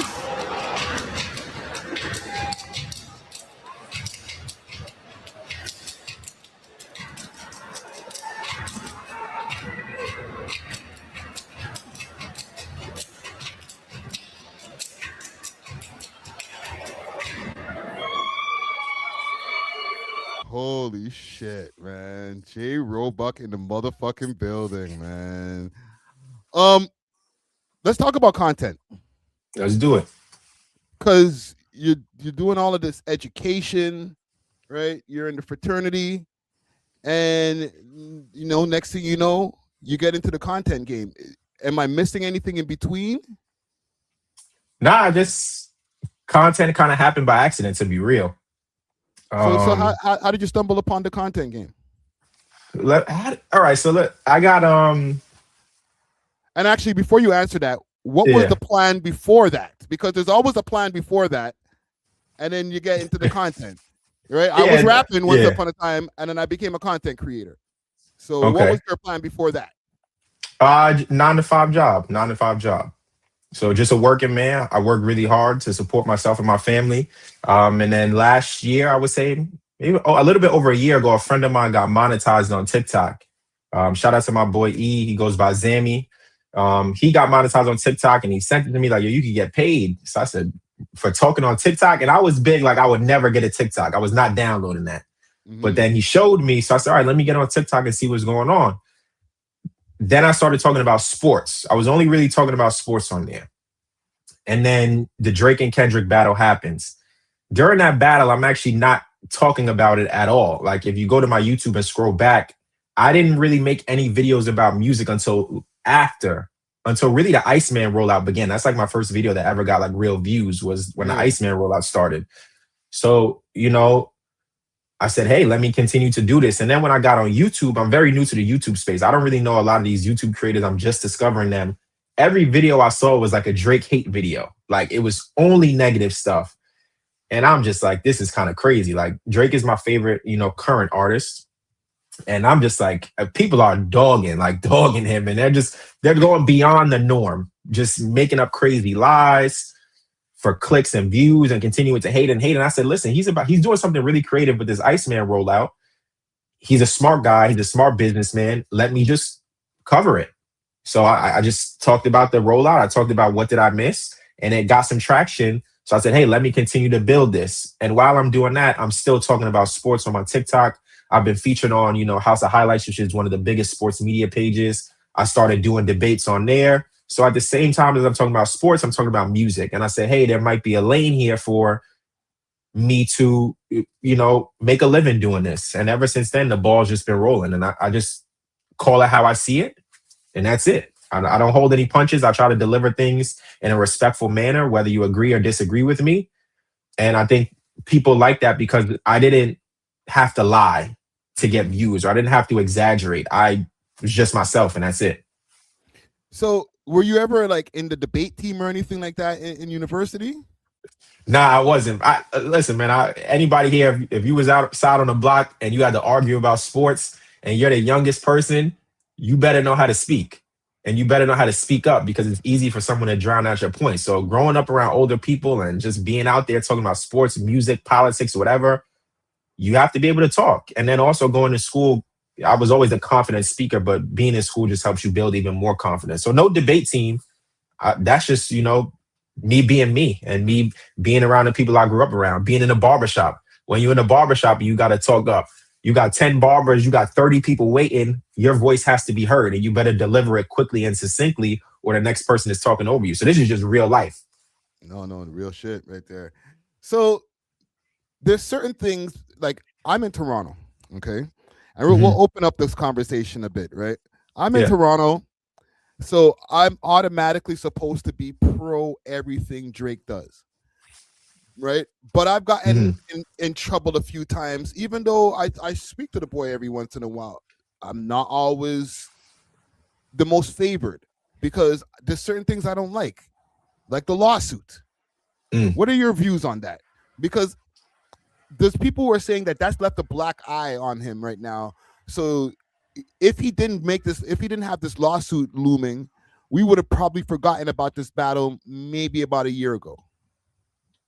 Well, that I don't agree with. So I'll start with what happens if he didn't sue. And then maybe I'll go into my feelings about the lawsuit as a whole. Oh, let's go. So if he doesn't sue, people think that this would just be forgotten about, like the biggest battle in hip hop never took place. That's not true. If he doesn't sue, you know what the narrative would have been? If he wasn't a PDF, why didn't he sue for defamation? You can go back and search Reddit. You can go back and search Twitter. You can go back and search Instagram and just scroll back right after Not Like Us dropped. And people were saying, if Drake isn't this, then he should sue. Like that was a common narrative, but people are upset about it. I will also say this. If you notice since the lawsuit dropped, look at the Super Bowl. They've had to blank out certain words from the performance. Kendrick wasn't allowed to say certain things, right? He had to blank it out and let the crowd say it. Go back and watch the Grammys. The Grammys has edited the footage that they put out on YouTube. Go look at the major corporations. They're not tweeting about the song anymore. There's a much bigger game being played here. And now this will help answer your first part of your question about my feelings. To be honest, I don't really care. If I was Drake, would I have sued? It's hard for me to answer that because I've never been in a position where I've had $500 million at stake. I've never been in a position where people are looking at me not as Drake the person, but I'm a corporation and I have to protect my interest. So I think when people look at this, they say, oh, he's a rapper, he engaged in a battle, he shouldn't sue because there's unwritten rules to this. But there's no rules. There are no rules, right? If there were no rules when Kendrick called him something that no man should call another man without proof. There were no rules then. So why are there rules when he chooses to take it a different way? This is a $1 billion business. You have to handle it as such. Well, one can say, and listen, I'm just taking the Kendrick side of things just for debate's sake, all right? So if any of you guys see this, just chill, all right? I ain't getting at you, all right? Just relax. Yeah. But one can also say on their side that they can sue for defamation also because they're saying that I beat my chick and you had the whole internet going on a witch hunt trying to pull up videos with some like security guard white chick saying, Kendrick, oh my God. And like, yeah. Like, come on, like there was mudslinging on both sides. So shouldn't both sides be suing for defamation? Listen, when I say I agree with you, listen, when Family Matters drops, it's late. It might have been after midnight. I'm in a bed. I pull up the song. The first thing I said was he went too far. Drake went too far, right? I agree there. They both said things that they should not have said, right? The whole thing with talking about children on both of their behalves is dead wrong. That's how I feel about it. Right. But yes, if that's people's rebuttal is that, oh, Kendrick should shoot too. If that's how people feel, that's how they feel. My personal opinion, again, is I don't really care what happens. but I understand and I can put myself in the shoes of another individual and say, okay, I see why he may have done that. And I don't think the lawsuit will be successful, to be honest. I don't, because, you know, to prove defamation has such a high bar and a high standard, I don't know if he's going to get there. I believe this will likely be settled. I don't think either party wants to continue to drag this out. I don't think it benefits either one of them. So likely we'll get a settlement. But even if it gets dismissed, it gets dismissed. I'm not mad at him for protecting his image. He's a father. And a father has to protect their name, right? Their first name and their last name. No, well, definitely when you call somebody a PDF file, like, you have to make sure that that's not something that just starts spreading throughout the game. But yeah, and this is, again, playing devil's advocate, I feel that there might have been a way to make that simmer down, or, to be honest, I don't know if people even actually believed it as far as just hearing it in a song, for you to have to sue to make people believe. Because I'm going to circle back to what you said. Like, if he doesn't sue, then people are just going to believe that he is, right? There's another way of doing that, though. Not suing and responding, as far as just staying up. You know, when you respond with new music, don't do what you did in The Heart Part 6, but maybe stand out a little bit more, that guys like him are just throwing mud that will get people killed type shit. And then people will be like, nah, bro, we never believed that you were a freaking pedophile. Yeah, again, I see your perspective. I definitely do. And I see his perspective. And listen, the internet is a nasty place. And there are people who really believe it. Like, there are people, whether they're trolling, they're just saying it in people's comments, they're saying it all over X. Like, it's a nasty place right now. And fan discourse has gone way too far. So again, I don't think suing is making anybody change their mind. I think optically it's bad. Excuse me. I think optically it's definitely bad. So again, until you can really see what made him do it, and kind of the other thing that he's alleging, if any of that evidence comes to light, then I guess we'll have to wait to see what gets revealed, or nothing gets revealed and it gets dismissed and people laugh at him again. But if people laugh at him again, does that change anything? Not really. They've been laughing for 2 years. So at the end of the day, so what? If he can make some money out of it, if he can have the label admit that they were wrong, then that's a win for him. And I actually want to say one thing. I forgot to mention this. In the lawsuit where he talks about the idea of botting and stream manipulation, anyone who's an artist, there are people in here who may be smaller artists who want to become somebody. There are other artists in the world who aren't tier 1 rappers or S tier rappers. The allegation of botting should be something that they're all championing. If you're botting on Spotify, every fake stream that generates revenue is $1 out of your own pocket. So artists should actually be championing that, but they will never say that out loud because they don't want to support Drake and saying that he should sue. But behind closed doors, you better believe that artists don't want bots to exist because it hurts them more than it helps them. Yes, and I agree with that wholeheartedly. However, the bots is just one part of the lawsuit. Yeah. And the catalyst of the lawsuit is the fact that you said these nasty things about me, and the record company is using bots as well as other like underhanded tactics to push this song, to push this message out even more. Right. So finding out about the bots is a side effect of this. It's not the normal mission of we're going in to find out the bots for the rest of you guys in this hip hop game. Yeah, agreed. And that's why I think there's more. I think there's more to be uncovered, right? There's other allegations in there about the contract situation. So who knows if it's true?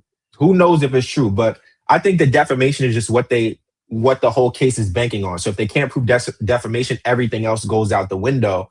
But again, like I said, I think What's the Dirt did a video on this where it was a case that was similarly just brought up a few weeks ago, I think with Afro Man, and he talked about how hard it's going to be for Drake to win this. And there I agree. But you better believe I'm dying to get the information. I want to see everything that's alleged, what can be proven, what can't be proven. I want to see the contract. I want to know who botted what. I want to know who emailed who. I want the info. Who doesn't want to peek behind the machine? Because this is what people speculate about all day. But let's put it in black and white. Let's read it. No, real talk. And do you think this has been affecting the rollout of Iceman period? Because we saw Iceman episode 3, I don't even know how many months ago, maybe like 4 months ago now at this point. More than that, I think. It might be 8 months or something like that. It's a long time. That's crazy, bro. Like, I feel that this lawsuit or the lack of has impeded on even us getting the Iceman record. You agree? There are some people who say that. They're like, oh, he's waiting to see the outcome of the lawsuit. I don't think that makes logical sense, because why would you want to tie a known outcome of you're going to drop this album to an unknown outcome of the lawsuit? Like, anything that goes to court, you don't set the dates. The judge sets the dates, right? So you have to, these things get pushed back. They file for extensions. If it goes to trial takes a long time. This is going to be dragged out for a while. So I don't think he would tie his album to that. I think it's in his best benefit to put the album out, and it's in the label's best benefit to put the album out. I think he is still probably their first or second highest grossing artist. So, they want him to put out music. And I think even when they said when the case was first dismissed, they are going to continue to invest and support his career. Do they want to teach him a lesson? Of course. But do they also want to make money? Yes, because money is what, makes the world go around. This is a publicly traded company. They are beholden to shareholders who want to see return on investment. So the best return on your investment is Drake. So do you think that with that being said, what you just said, that when he does drop Iceman, they're going to push the button that they need to push to make sure that it's promoted well, or are they going to give it the sexy songs for you treatment?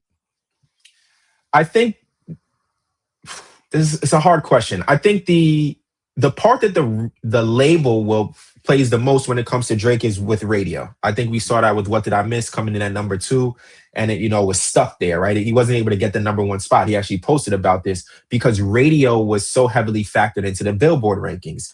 Billboard has now changed the way that they calculate the records. Now they're relying a bit more on streaming. So Drake's strong suit will always be streaming. The radio, they have the relationships with the label, because think about what radio station does Drake have strong ties to, or what radio station has Drake been visiting recently? He's not going to Power 105 with Charlamagne. Hot 97, is he going to go sit down with Mero? I don't think so. Him and Ebro don't get along. I know Ebro's no longer at Hot 97. Does he go to LA Leakers or any of the West Coast radio powerhouses? I don't think so. So I think at that time, he's going to need the label to help rebuild that bridge and help work the songs on radio.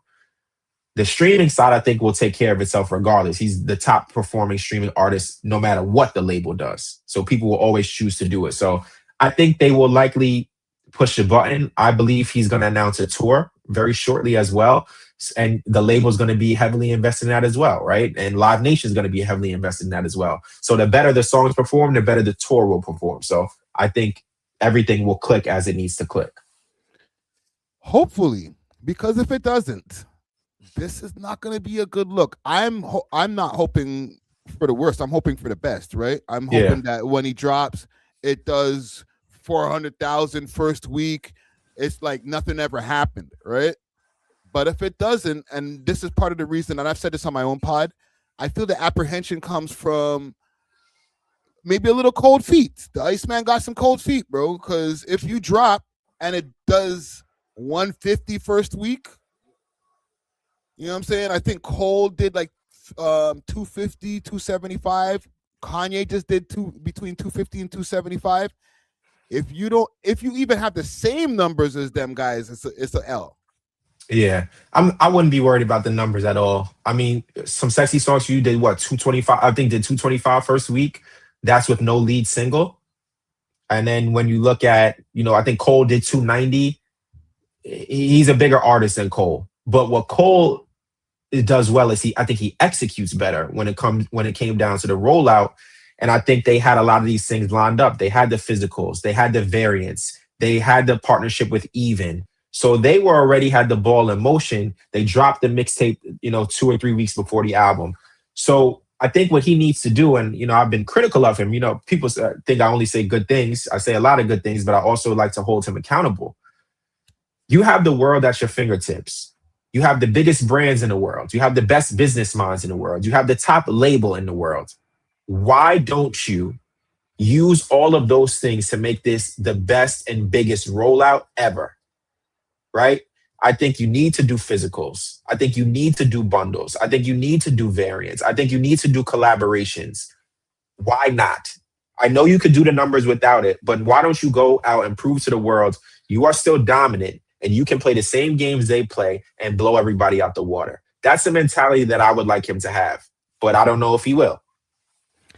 I don't know either, man. I feel like there's a reason for a couple of things. I'll say two things. Partially is because they're very last minute. From my experience, from behind the scenes, just knowing what was going on at one point in time, and just even from, if you can see from the outside, sometimes they're submitting the last few songs for an album that's going to be a major album the night of when the upload is supposed to be happening. So it's kind of hard, and I'm giving a super bail right now. It's hard to give a proper rollout when you're finishing the album on the day of.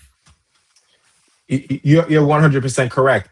And listen, it could be for fusion. Maybe it's leaks. Maybe it's hackers. Maybe again, his relationship with the label is, listen, here's the file, upload.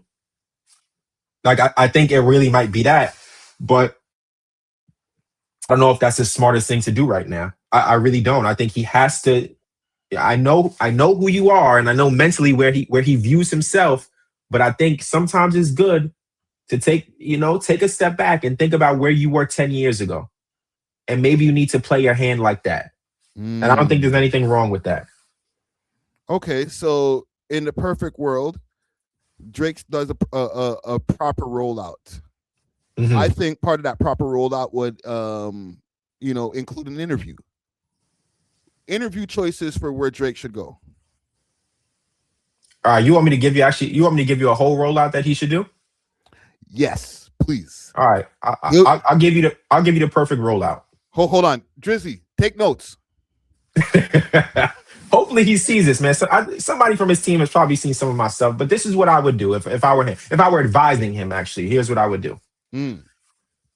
You do episode 4. You do episode 4, and you do it in movie theaters. You have the live stream playing in theater. People can pull up to the theater, you buy a ticket, and with the purchase of your ticket, you will get a physical copy of the album. You get a redemption code. Okay? It's a 2-hour stream. So you start at 10 p.m., you end at midnight. Once midnight hits, the album drops.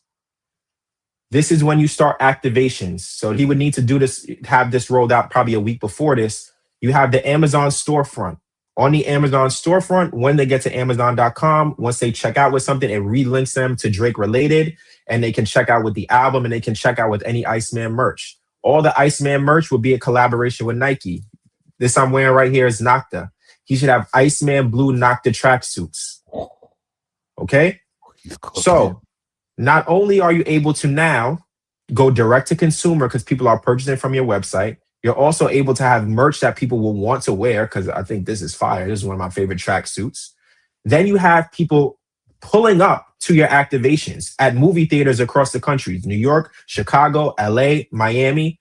You should do those cities. And of course, Toronto. But for Toronto, it should be in front of, I think it's Scotiabank where they have that little thing at. You should do it there where people can enjoy the music live. At midnight, the album starts rolling. You need to invest in the people because the people have been investing in you. Drake's fan base has never been more activated than it has been right now. So you need to give the fans something to celebrate with. You need to give the fans something to feel a part of a community. And that's exactly what I would do. If you do the Amazon, if you do the activations with McDonald's, with Nike, with his fragrance company, you should have a candle that matches the scent. If you do those things, he can do 900,000 first week. I don't doubt it at all. Hold on. But will he? That's the question. You need air horns right there.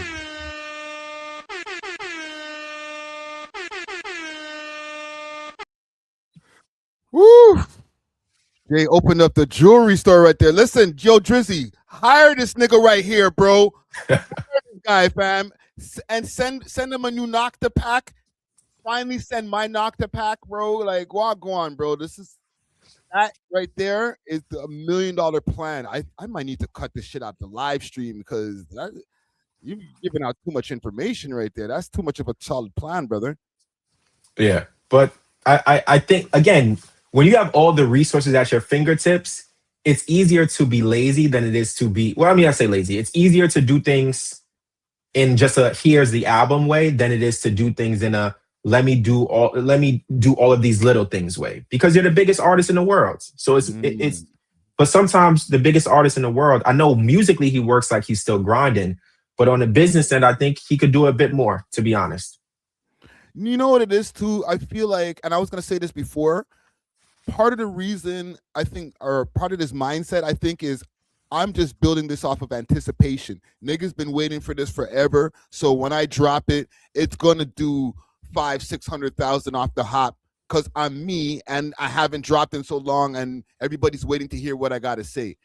But you're right on point right there.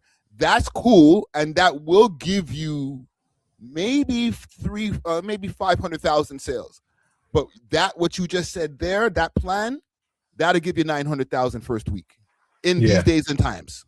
For sure. And you know what? I'm sorry, I didn't even answer your question. I went on my tangent. No, who should he sit down with? Who should he sit down for with an interview? I actually did a video on this, I think, or it was a part of a video I did. I mean, who are the real candidates out there? I think he should go the hip hop route. So you have Joe Budden, you got Charlemagne, you got Rory and Mal. I think those. You got Gillian Wallow, and I'm missing one. And you got Nori. He got to show love to the home team. I'm sorry, this is my American bias. He should show love to the home team too. So those are the 5 biggest hip hop, American podcasts. Oh, an academic, somebody said in the chat. And Act. Oh, sorry, pardon me. Shout out to Act too. He reacted to one of my videos, so shout out to Act. Those are the options. And he actually planned this. This was supposed to happen. He was supposed to have a bunch of reporters and media members go to the embassy, and he was going to do like a group interview where it was sort of like a press conference or like after the game type thing. Really? I think that would have been dope. And I think he actually should go through with that, because then whatever questions people ask, they are going to ask the most hard-hitting questions because they don't know if they're going to get another one. So I think imagine putting Charlemagne, Joe Budden, Rory and Mal, and academics in the same room. That's the greatest interview of all time. Yeah. That's the greatest interview of all time. And then on top of that, why don't you put content creators in there? J. Cole just sat with Lost in Vegas. They've been giving, Drake a fair shot since the battle. He could sit, you said you and him talk. He got to give you a look. So maybe you do something where you let all the content creators get into the space. There's content creators who have been showing him love. Again, you got to reward the people who are invested in you. And reward us with the music, but you can give us more. I mean, look at what Cole does. People could talk all this crap about J. Cole as much as they want. They're calling it performative. He's doing too much. They don't want to hear about it. But at the end of the day, he's invested with his community. He went out and shook their hands. He went out and greeted them. When it came down to the interviews, he went out and did every interview. He did content creators. He did basketball players. He did what he had to do. And all the people who were supporting him, they got a hoodie. It might seem insignificant, but he had maybe 100 of them, or I can't remember how many he made of them. The people who supported him got that. And that's a token of, I see you and I respect you. And that's the relationship you want to have with your fans, because that makes them go to bat for you. Oh, that's facts. That's facts. And that whole thing where you're mentioning where he was contacting all of the different podcasters and stuff like that. What year was that? I don't maybe this is around, maybe it was around Scorpion time. I think it was around Scorpion time. It was after the first, whenever him and Elliot did that interview, Elliot and B. Dot, I think it was around that time. Interesting. And he had contacted all of the podcasters around that time? Yeah, and it was supposed to be at the embassy. So I'm going to give you and the audience an exclusive. Where's my sound effects?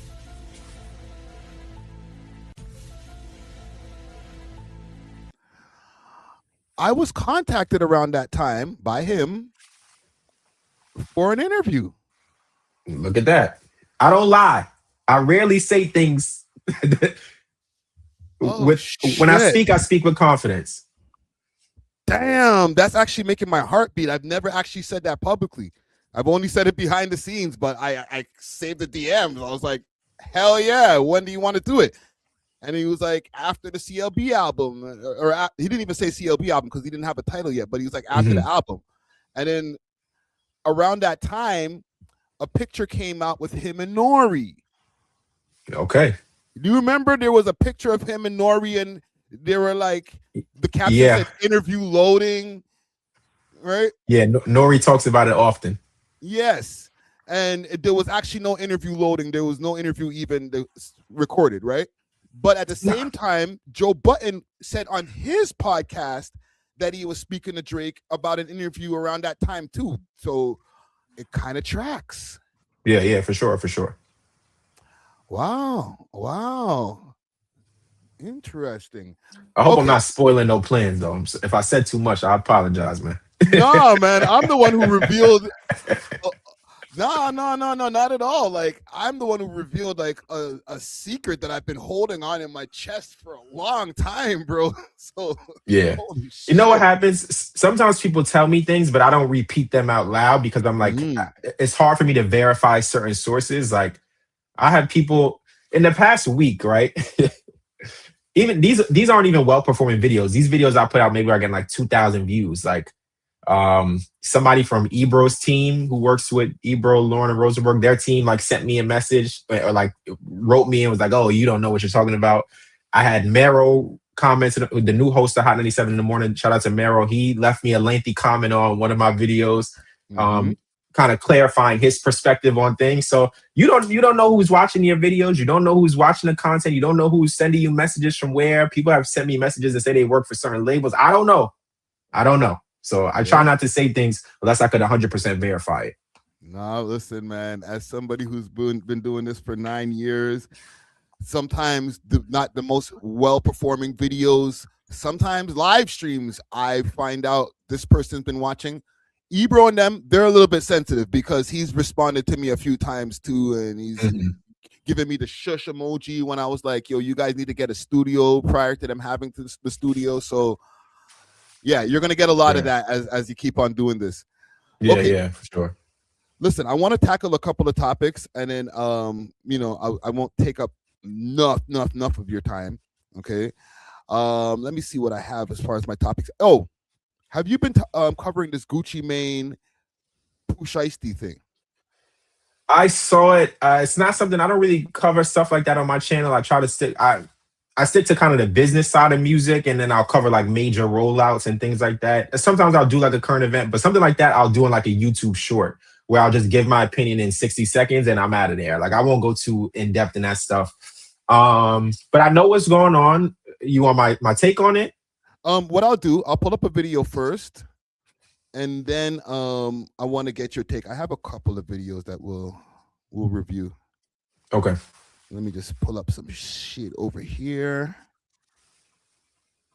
Bada boom, bada bing.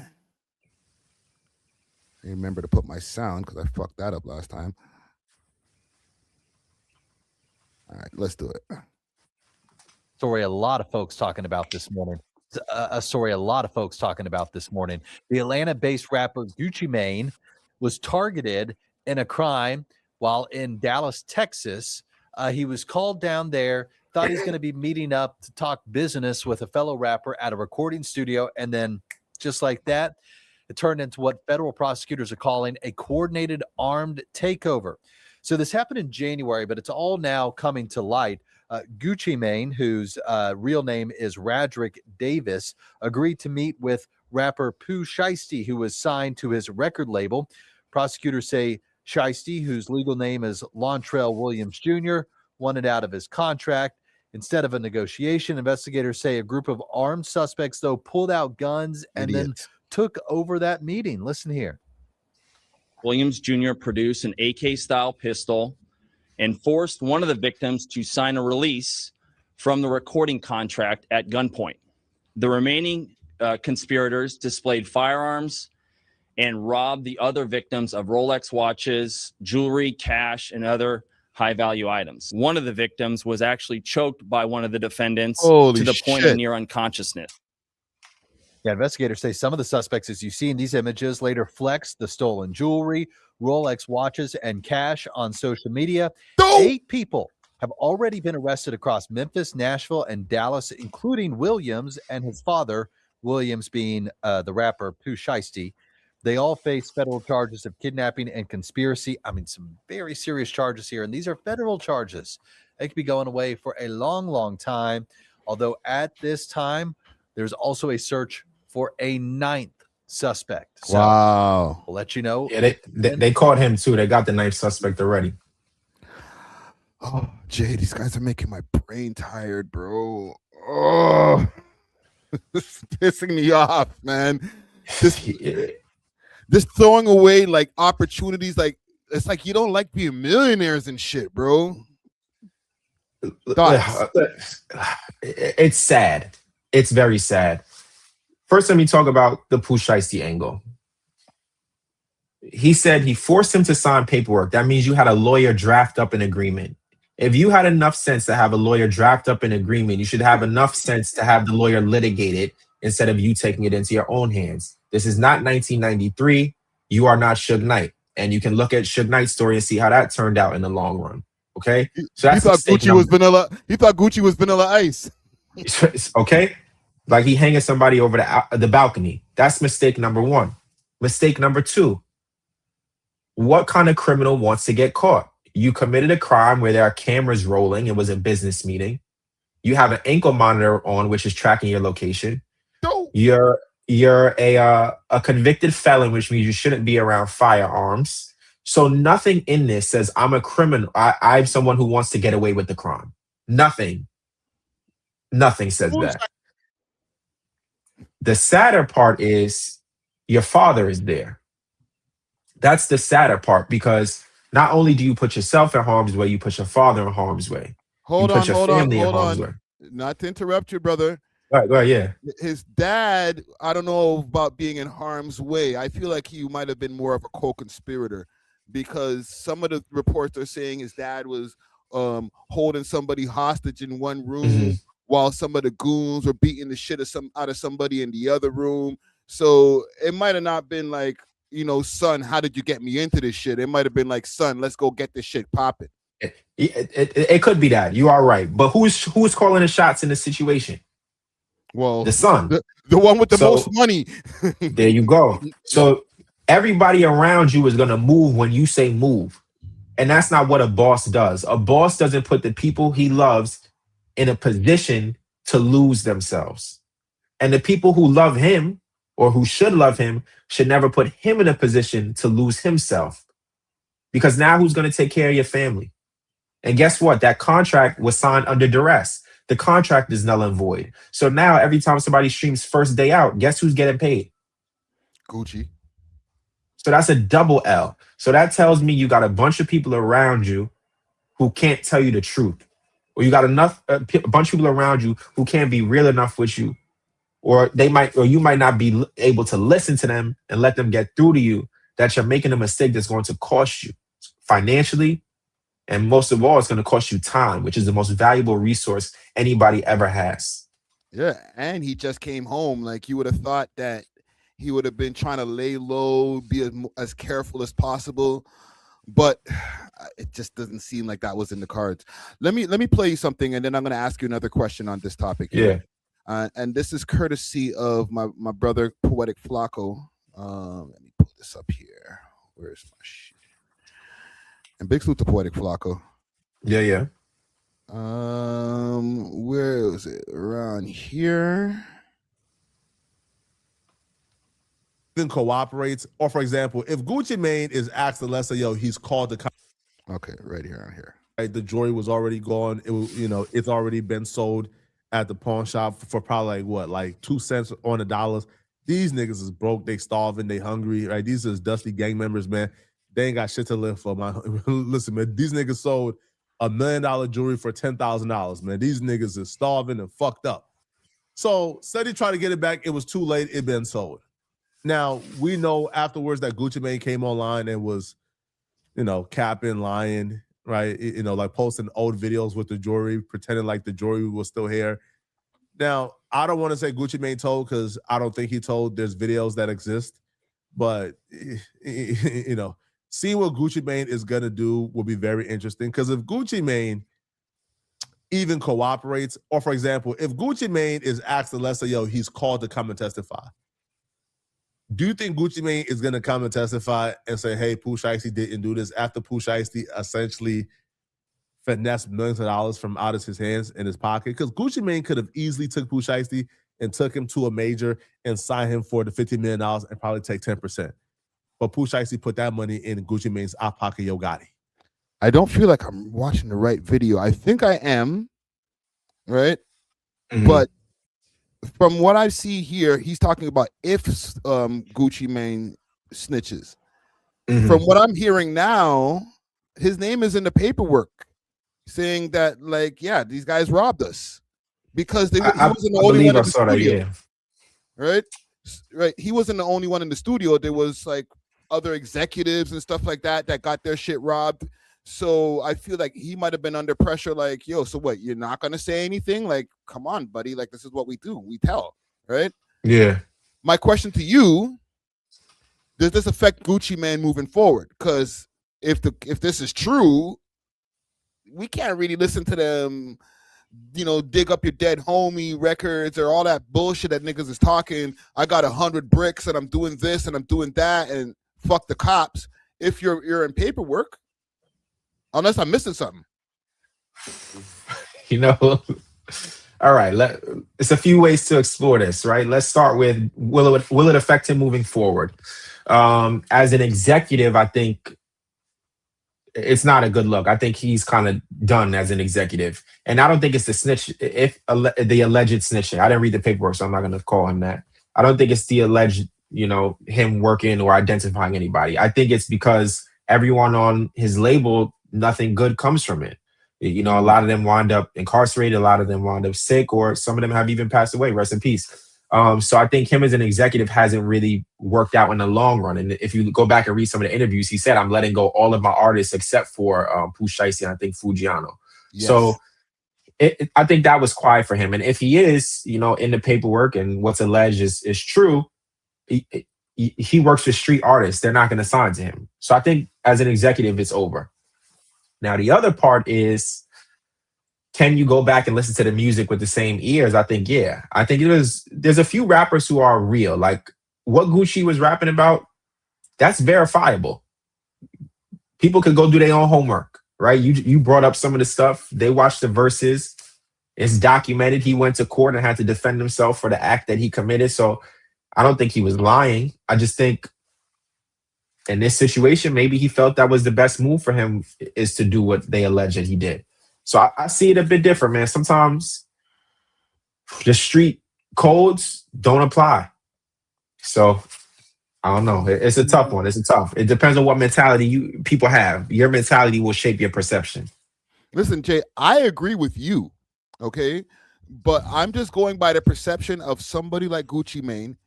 I can't see him even moving forward, dropping music, right? Because his fans and where they come from, like the first time I ever heard a Gucci Mane record, I was in like the trench in Scarborough in some girl's crib. There was babies crying in the background and shit like that. And the soundtrack in the background was Gucci Mane. And I was like, who is this? You know what I'm saying? Soundtrack to the trap. Exactly. So it's like, I can't see the people who are like akin to his music saying, you know what, you just did a little bit of snitching, you know, they took your jewelry. I understand where you're coming from, dude. Put on that Gucci Mane, man. Don't even worry about it, Gooch. I can't see it, bro. He doesn't have a vast audience that don't give a fuck about that type of shit. Well, yeah, I agree with you there. I think his audience, like you said, is a street audience, right? But I think he ain't doing music anymore anyway. You know, he drops his mixtapes here and there randomly around Christmas. I don't think that's gonna stop. I think he'll still probably do around the same numbers in stream. He's not a major artist anymore, which is why he's transitioned into that executive role. I think he likely doesn't even see himself as that person. I mean, he said, I think on Power 105 with the Breakfast Club, he doesn't even see himself as that person anymore. So for him, do you think that outside noise bothers him? Probably not. I think it does. I don't know. He just has to act unbothered because it's like, bro, I'm gonna have to just pretend like it's cool for me to just ride off into the sunset because at this point I got no choice. But listen to this, right? If he cared so much about the outside noise, he's not a dummy. He did Fed time. He's fought state cases. He knows any statement that he made to the police would be in that paperwork. He knows that Shiesty's gonna have access to that paperwork and put it out. He's not a dummy. So if he really cared about it, he could have been quiet. They didn't need his cooperation. I've read some of the paperwork, how they solved the case, self-incriminating evidence, the tracker on Pooh Shiesty's ankle, and security footage. They don't need his testimony to get the case done. An idiot could solve that.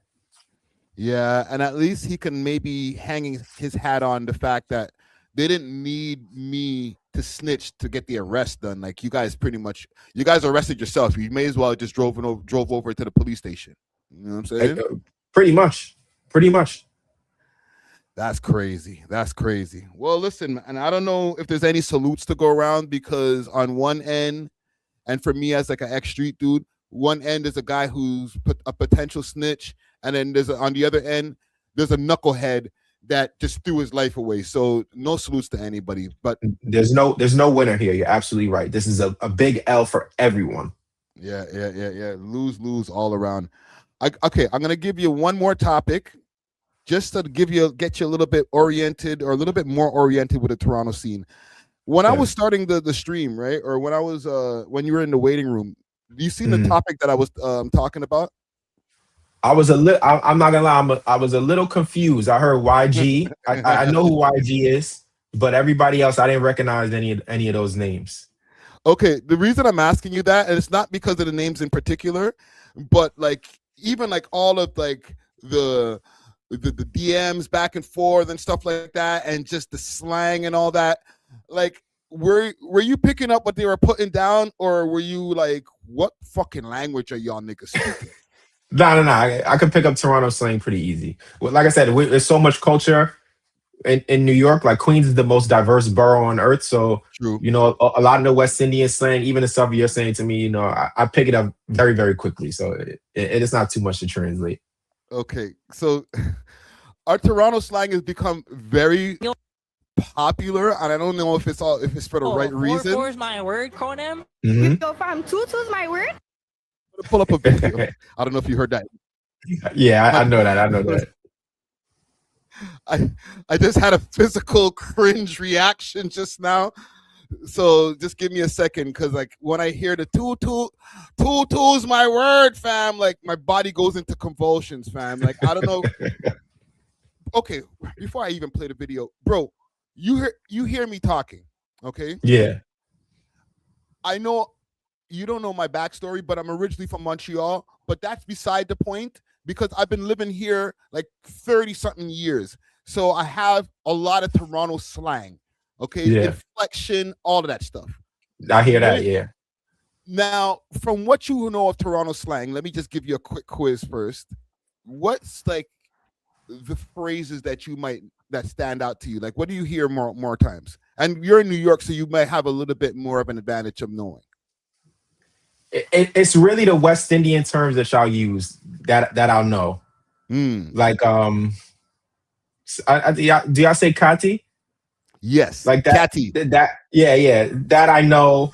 I'm trying to think what else. Like fam, when y'all say fam, like that's how we use it too. New Yorkers say fam just like that. Yes. Trying to think what else. What Drake and Smiley say to Mazza? Is that lit up there, or they just doing their own thing with that one? they just made that one up? They made that one up. I'm convinced, bro. I was listening to the song. I'm like, I don't really know if this is it. You never heard that one in any of the Toronto videos, right? Nah, I never heard that one, man. Yo, fam, that one was too Mazza, bro. Yeah, that was a new one. So I was like, I don't know if they trying to break this word or what. See, y'all niggas ain't low. Okay, I'm gonna play something courtesy of that dude McFly. He's a very popular content creator out here. He's also a radio announcer. He's on Flow 93.7. He's been popular from back in the days for videos like shit Jamaican people say and stuff like that. So those videos have millions of views on YouTube. So he just did a video recently saying with the title saying, "Why does Toronto sound Jamaican?" My favorite Toronto slang word is Gerber. Yo, toot my word, broski. Yo, you're sick to my stomach, fam. Toronto slang. Tutu's my word, Kroski. Tutu's my word, Kroski? Like tutu's my word, Kroski. That's tu maza a lie? That's Gerber, fam. Yo, tutu's my word. Like, this is just ridiculous. I don't even know who this woman is and who taught her. Who's this? He's from Oakville and grew up in Vancouver. You need to leave. My name is Marlon Palmer, and this is an ongoing problem that we have in the city of Toronto. Like last year, for example, I had a little run-in of my own. You're not gonna mock my culture and think I won't say something. That's crazy. Tutu is my word. Can you break down the lingo and what that means? I don't know what the fuck that means, bro. I actually don't know what you're saying in the video. Sometimes, you know what's crazy? I don't know either. Going tutu is my word, Gerber. Like, what the fuck are we talking about? Yo, who's this new guy? This Marlon or whatever, Marlon Palmer. Oh, that's Ankh, fam. That guy's a fucking dinosaur. You know, I wanted to message you about that. That guy's a fucking dinosaur, fam. He doesn't get it. Do your thing. You guys want to bastardize the city? Guess what will come with it? No respect. You'll see in the long run. I don't gotta say shit, to be honest. So, Marlon, I apologize to you and your fans for anything disrespectful that you might have taken from our clips. I had no idea that the entire Toronto city was gonna start bashing us and making this a whole thing. So you see the issue. Can you feel the issue, like, just in your soul? And like, we've kind of been going through this for a while, especially with Drake as the #1 artist in the world. A lot of people have been wondering, why is Drake so Jamaican? How did we get here? How did we get to tutu is my word, Kroski? How did we get here?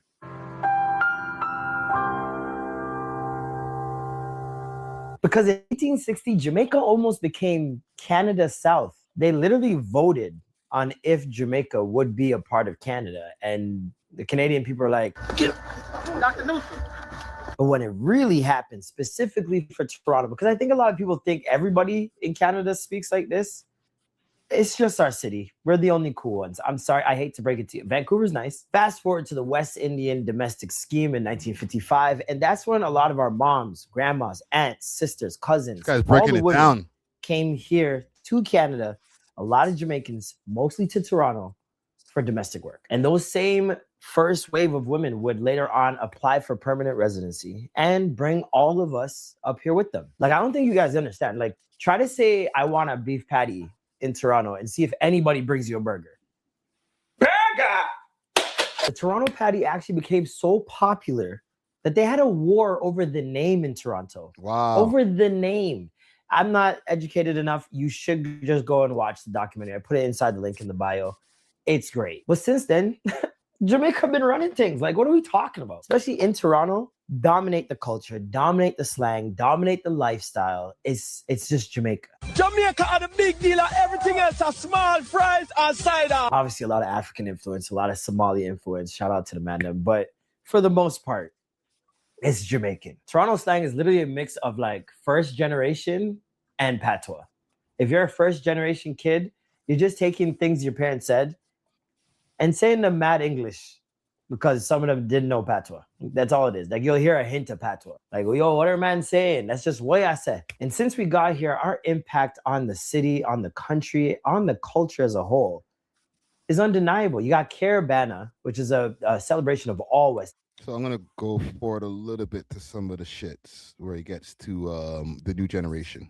Yeah, I got an uncle in Toronto, man, but he's from Guyana, but he's been in Toronto for a long time. I gotta go visit him.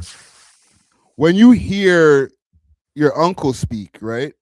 Mm-hmm.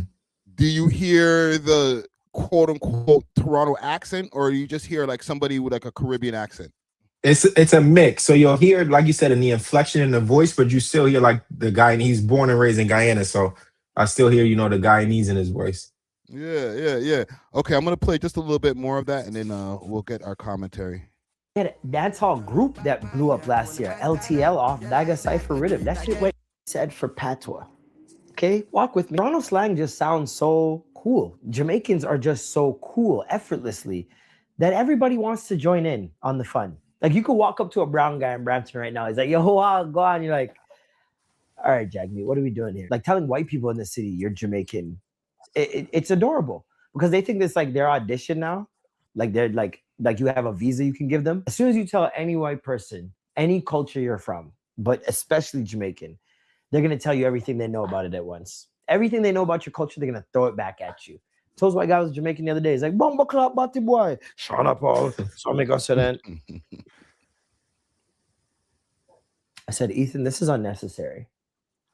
Because you wouldn't do that with any other culture or any other race in the city. Like you wouldn't walk up to a Chinese guy. Well, I'm not going to do it, but you can all imagine. It's right up here. I see a lot of people online about, oh, Toronto doesn't know what they are. They just want to be everything. We are everything. We are everything. We literally are. The world is in this city. We have multicultural fairs that like 8 years. Big salute to Marlon Palmer. I'll play the end over here. He might be Jamaican too. You know what I mean? Like the whole city, we don't know who's Jamaican, who's not. You know what I'm saying? I'm selling a bunch of merch. Okay. We're not going to go through your merch line there, Marlon. But big salute to Marlon. Go check out his podcast also for the people in the viewing audience, Extra Gravy Show. So maybe that's giving you a little bit more education on why some of these guys sound like that. Like when you hear me talk or anybody else, you're not hearing that crazy cringe accent that you're hearing right now. So I don't know. I maybe just played that just so you can get some education to when you see those clips on Instagram, that ain't us, bro. Yeah, yeah. I figured. You know what it is? Even with the younger generation in New York, like I don't know if you're too familiar with New York drill. Like New York drill rappers all got the Pop Smoke voice, and it even in their slang is a bit different than my generation. So they speak differently, like everything. They move different, but they're New Yorkers, but they just adopted a whole different kind of lingo. And I think it's the same thing in Toronto. I get it 100%. Again, Toronto is a lot like Brooklyn or like Queens, just that heavy West Indian influence mixed with American culture. And you got first and second generation. And this, I talked about this in a debate where it's like, oh, why does Drake do these accents? I'm like, well, from Toronto, you're around a bunch of people from Toronto, you're around a bunch of people from Jamaica, a bunch of Trinidadians. You will pick up things and say things. You're not mocking them. It's literally just how the cultures blend together. And that's all it is. Not only that, when it comes to Drake, he goes to the shisha lounges and all that stuff. So he's around a bunch of different Arab people and stuff. So if he starts rapping in Arabic or singing in Arabic, that's why. It's not because, he just went on a trip to Dubai and all of a sudden got in the booth. No, like he's literally around. You can find all of that over here. Absolutely. I think the people who take that stance probably don't go outside that much and get to experience different cultures and have friends from different cultures and embrace different cultures. That's really coming from a blind spot when people say things like that. No, real talk. Salute to Marlon. Good video. Go check out his channel, that Dude McFly channel. Before I let you go, I'm going to give you a quick pop quiz. Give me 5 Toronto rappers that you know who are not Drake or Tory Lanez. Okay. We could go, you said no Drake, no Tory Lanez, Toronto rappers. Yes. We have YG. We go top 5. We'll go Smiley. Ooh, damn! This is where it gets a little tough. I'm not gonna lie. I'm not hip to the Toronto rap scene. Oh, you know what? Can we count Roy Woods? Nope. Why we can't count Roy Woods? Not a rapper. That's melodic rap. I count that in the same lane as Gunna. Then you might got me there. That's right. I guess I got 3.5.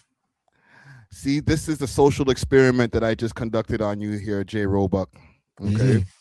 This is a problem that we're having with our city, right? Salute to the name that you named right there. What did you say? YG, top 5, and Smiley. Smiley. You forgot Presser. Oh, I'm Presser. My bad. Shout out to Presser, man. We need for our Toronto scene to get to a better place where you don't have to even give us any or any, like, I need to be able to give you this pop quiz and ask you 10 names. And you like you get to like 15, and I'm like, all right, Jay, all right, I got you. I heard you. You know what I'm saying? Let me tell you real quick though. I don't think that's just a Toronto problem. I think that's a lot of problems for a lot of places. And I think Toronto has such a unique sound that they shouldn't stray away from it, because it's very rare that you see in America right now where you can tell where someone is from based on the sound of their music. We kind of lost that regional difference. Like you could tell when somebody's from New York, you could tell when someone's from Atlanta. Now a lot of people sound the same. So if I'm an artist from Toronto and I'm trying to break the States, I think you got to keep it Toronto. I mean, you got to kind of go play it a little safe, but I think it's possible. So like the Drake and Smiley record, Not Too Mazda, I think Over the Top. Yes. That's the first record. That is heat. And people love Smiley on that. And Smiley's ad-libs on that are good. So I think they got to press the issue a little bit more. Press is, I definitely knew, but I just forgot in that moment. Press is cool. But, you know, I really got to see them work the States better. Do you think it's even possible, bro? There's a lot of these rappers have been doing it for a minute at this point. Some of these guys that you named, they're not brand new, right? Not at all. Our scene, even though hip hop is still young, you know, it's not that young. Do you know who they should look at? Talk to me. Central C. If you want to see a model of how to break a country, if you want to see a model of how to do the right business, every single person should be looking at Central C. That is the model artist right now. That's the model that everyone should follow. Whether you're in America or whether you're from outside the States, that's who everyone should look at. Yes, agreed. However, has the Drake cosign? And I'm going to ask you, I keep on saying last question, but I'm asking you the one last question. Yeah, we're going to be good, yeah.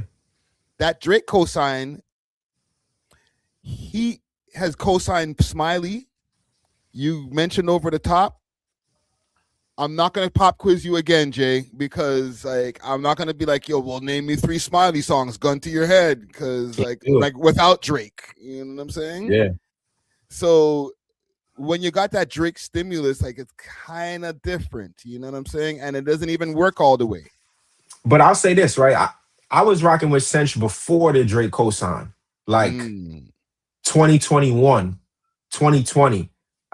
People laugh at me, and I still say this to this day. I believe that he's going to be probably one of the biggest rappers in the world. I actually think he already is, but I think he will be a household name in America type. You know what I'm saying? And yeah, I think he's that good. I think he has the right image, and I think he has the right team, and I think they get it. So like Smiley, Pressa, my recommendations for them is they got to do better at the image. I think they got to do better at packaging it all together. And then they got to make it relatable. So we'll see what happens with them. And if there's up and comers, you know, put me on, send me the music. I'm following you on Instagram. I know you post artists all the time. I'm tapped in. I want to see what's going on. Well, your best thing to do is tap into the channel, right? There's, I don't know, hundreds of interviews in there. And a lot of them are these guys who are young, up and coming rappers, guys who are mixed up in the shit. So the ones that have the highest views are the ones who are either the most poppin' or mixed up in the most shit. Okay? Makes sense. Right? Makes but sense. You could at least go and see, okay, well, what's he saying on Spotify, and be like, you know what? I know he's into a lot of fucked up shit. There's a lot of like cases going on and whatever, but his music's fire. Okay. That's right. So I just do that. Go through the channel. You know, Instagram is one thing, but if you go through the channel, just go through the interview playlist and you'll see mad rappers who are in the city who have been doing their thing. You know what I'm saying? Yeah. I was doing my homework on you and the channel today. So I went through a lot of stuff. So I got some time this evening. I'll definitely check it out and see who's there. No, man. Salute to you, brother. Listen, man, I think this is a fruitful conversation. I think we got to learn about Jay Roebuck, your upbringing, and just your views on different things in the game, man. We got to have you back soon, man, as like a guest co-host sometime, brother. Yeah, I mean, no doubt. I also want to say thank you for you inviting me up here, introducing me to a new audience. Everybody who's in the chat, every time you see me like look close at the screen, that's because I'm trying to read what people are saying in the chat. And I appreciate you guys for sticking around and leaving your feedback, your thoughts, your comments, whether you agree or disagree. I think one of the most positive and healthy things that we can do as people who love hip hop and love culture is learn to communicate with each other through disagreement. And I think that's the main thing that's missing. So the whole point of me doing that debate with which you saw was not to, well, I didn't want to win. I mean, I think I did, but was to show people to learn to have a conversation. Yeah. That's the most important thing we can do as humans is talk to each other and look for understanding. Nah, man, salute to you for that, and salute to Danny also for having that up on the channel, man, and facilitating that too, man. Listen, man, let the people know where to find you: Instagram, YouTube, anywhere where you want the people to find you. Yeah, man, you can subscribe to the YouTube, please. The channel is Jay Roebuck.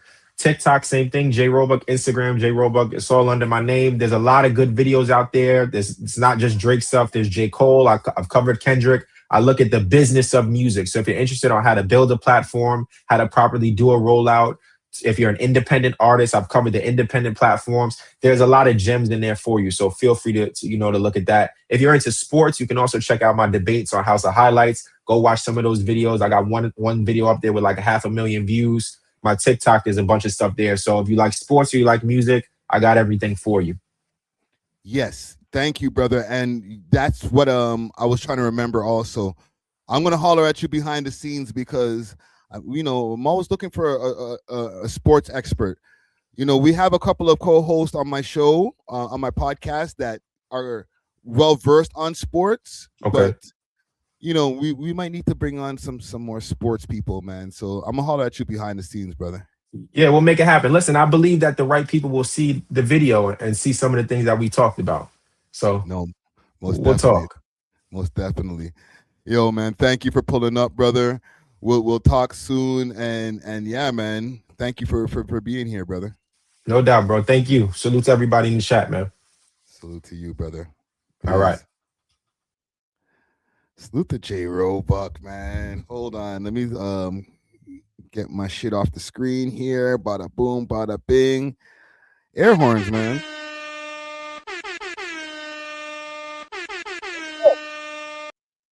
Big salute to Jay Roebuck, man. I think that was a good conversation right there. I didn't have any opposing views, so it wasn't going to be a debate. I felt like this was just going to be more of a conversation where, like, I don't know, sometimes I get on, I bring people up from America up here and we end up debating and having not arguments, but friendly debates, right? But with this, I even had to find shit to say, right? Just to be devil's advocate in some kind of way, because shit, man, we can't just have a glaze fest over here on the We Love Hip Hop Network. So salute to Jay Roebuck. Like he said, go tap into all his social networks, go subscribe to his YouTube channel. Let me see if I can find his YouTube channel over here. Let's go to his YouTube channel. Let's go to Jay Roebuck's YouTube channel. Bada boom, bada bing. All right, subscribe. I wasn't even subscribed my damn self. All right, and go check out all his videos. He just dropped one 3 days ago. J. Cole Speaks Out. J. Cole said this: now the whole world is mad. His latest video right now. J. Cole made 100 million. Here's how. I was watching that yesterday, actually. That's a very insightful video. So go tap into everything that he got going on. Jay Roebuck on YouTube. Yeah, man. Yeah, man. Good dude, man. Gang. Let me see. Where are we now? 2:29. I think I'll do 2 more stories and then we can touch the roads. I got one here. You know what? Let's do the shooting here first. Big salute to, and let me just pull up the network here before I pull up this video. Big salute to TVO, actually. TVO is the same network who did the Mayhem, sort of a Judas video. they did a breakdown on the shooting that happened sometime last year. It could have been the year before. No, it was last year. Okay.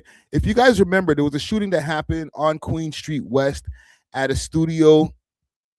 There was multiple people inside the studio having a birthday party. And for some reason, this birthday party included multiple guns, as well as, I don't even think they had a birthday cake. They just had guns, all right? No cake, just guns all over the place.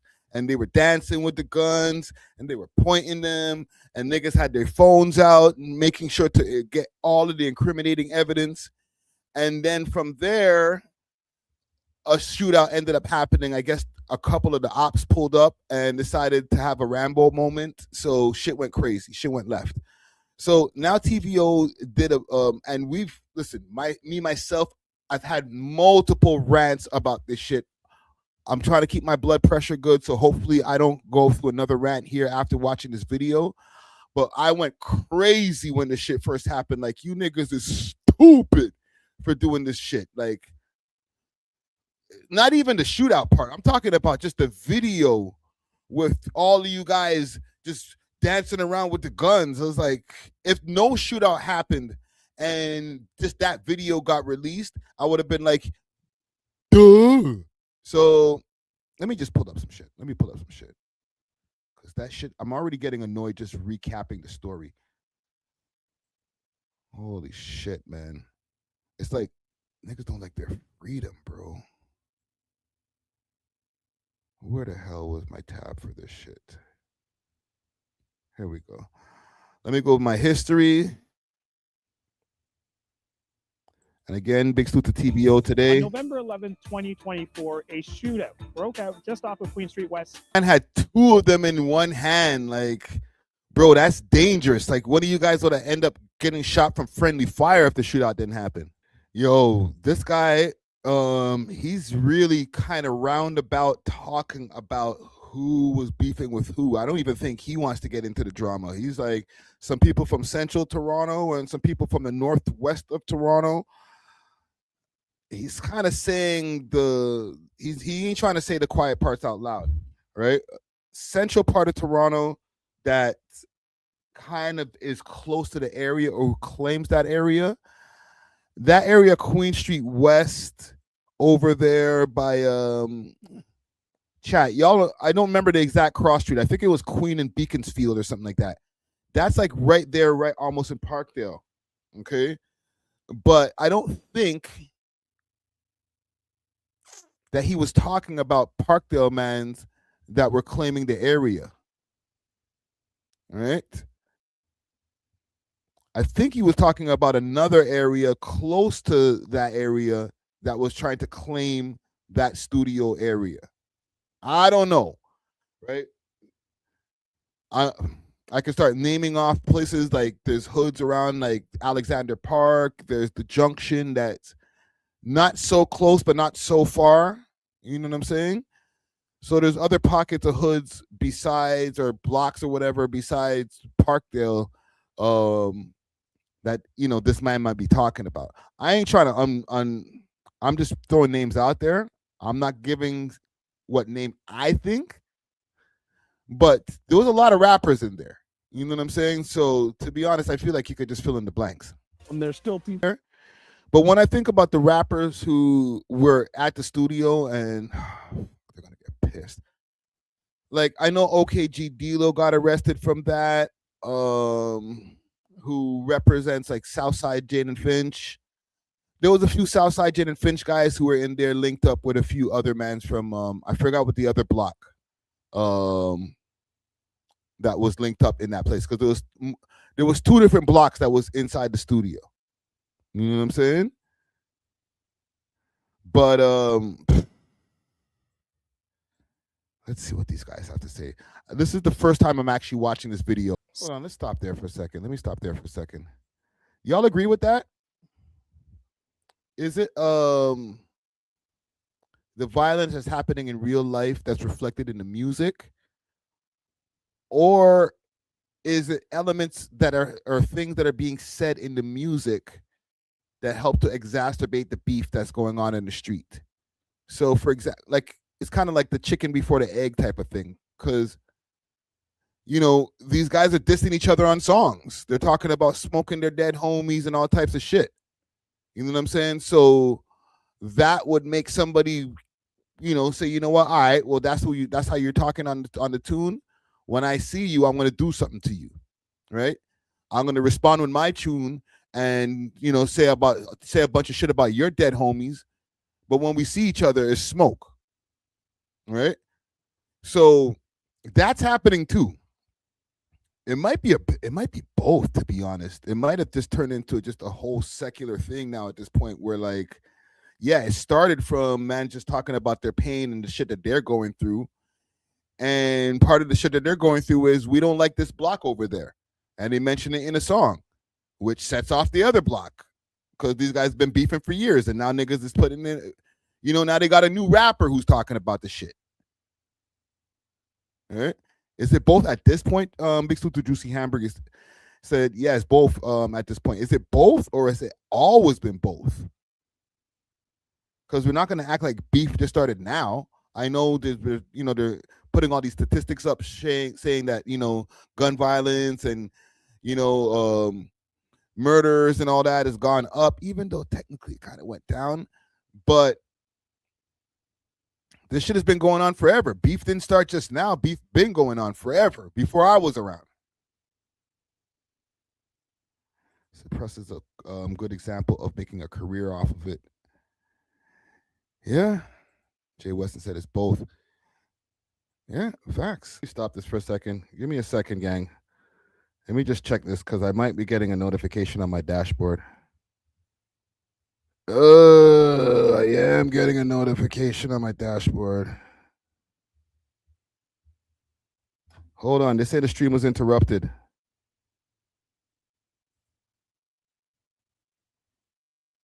One second. Damn. It might be because this is on TV. Give me a second, gang. Let me just check something. These niggas is fucking crazy. Shit crazy, shit crazy. Let me see this here. Are we still live? Let me just check here, man. Sorry about this, gang.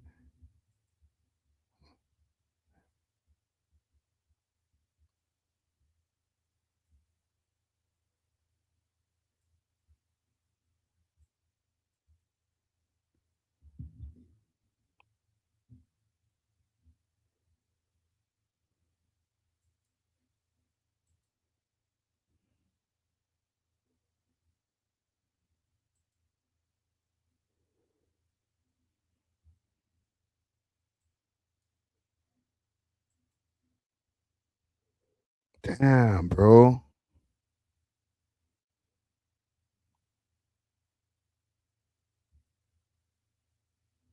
No, we back. We back. We back. We back. We back. We back. We back. We back. We back.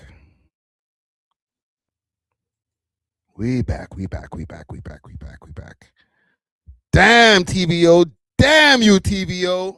Arr. And that video was getting good still, man. A part of my friggin' hard-headed friggin' brain wants to just go back and just watch the rest of the shit right now, but fuck it, man. Yeah. TVO today hit me with a copyright. I don't know if I got a strike. It's not going to be a strike. They're just going to say, whatever, fuck your stream. You know what I'm saying? And then cut all of the parts out later. Hopefully it's not a strike. No, it's not a strike. Well, the one part that I was going to stop it at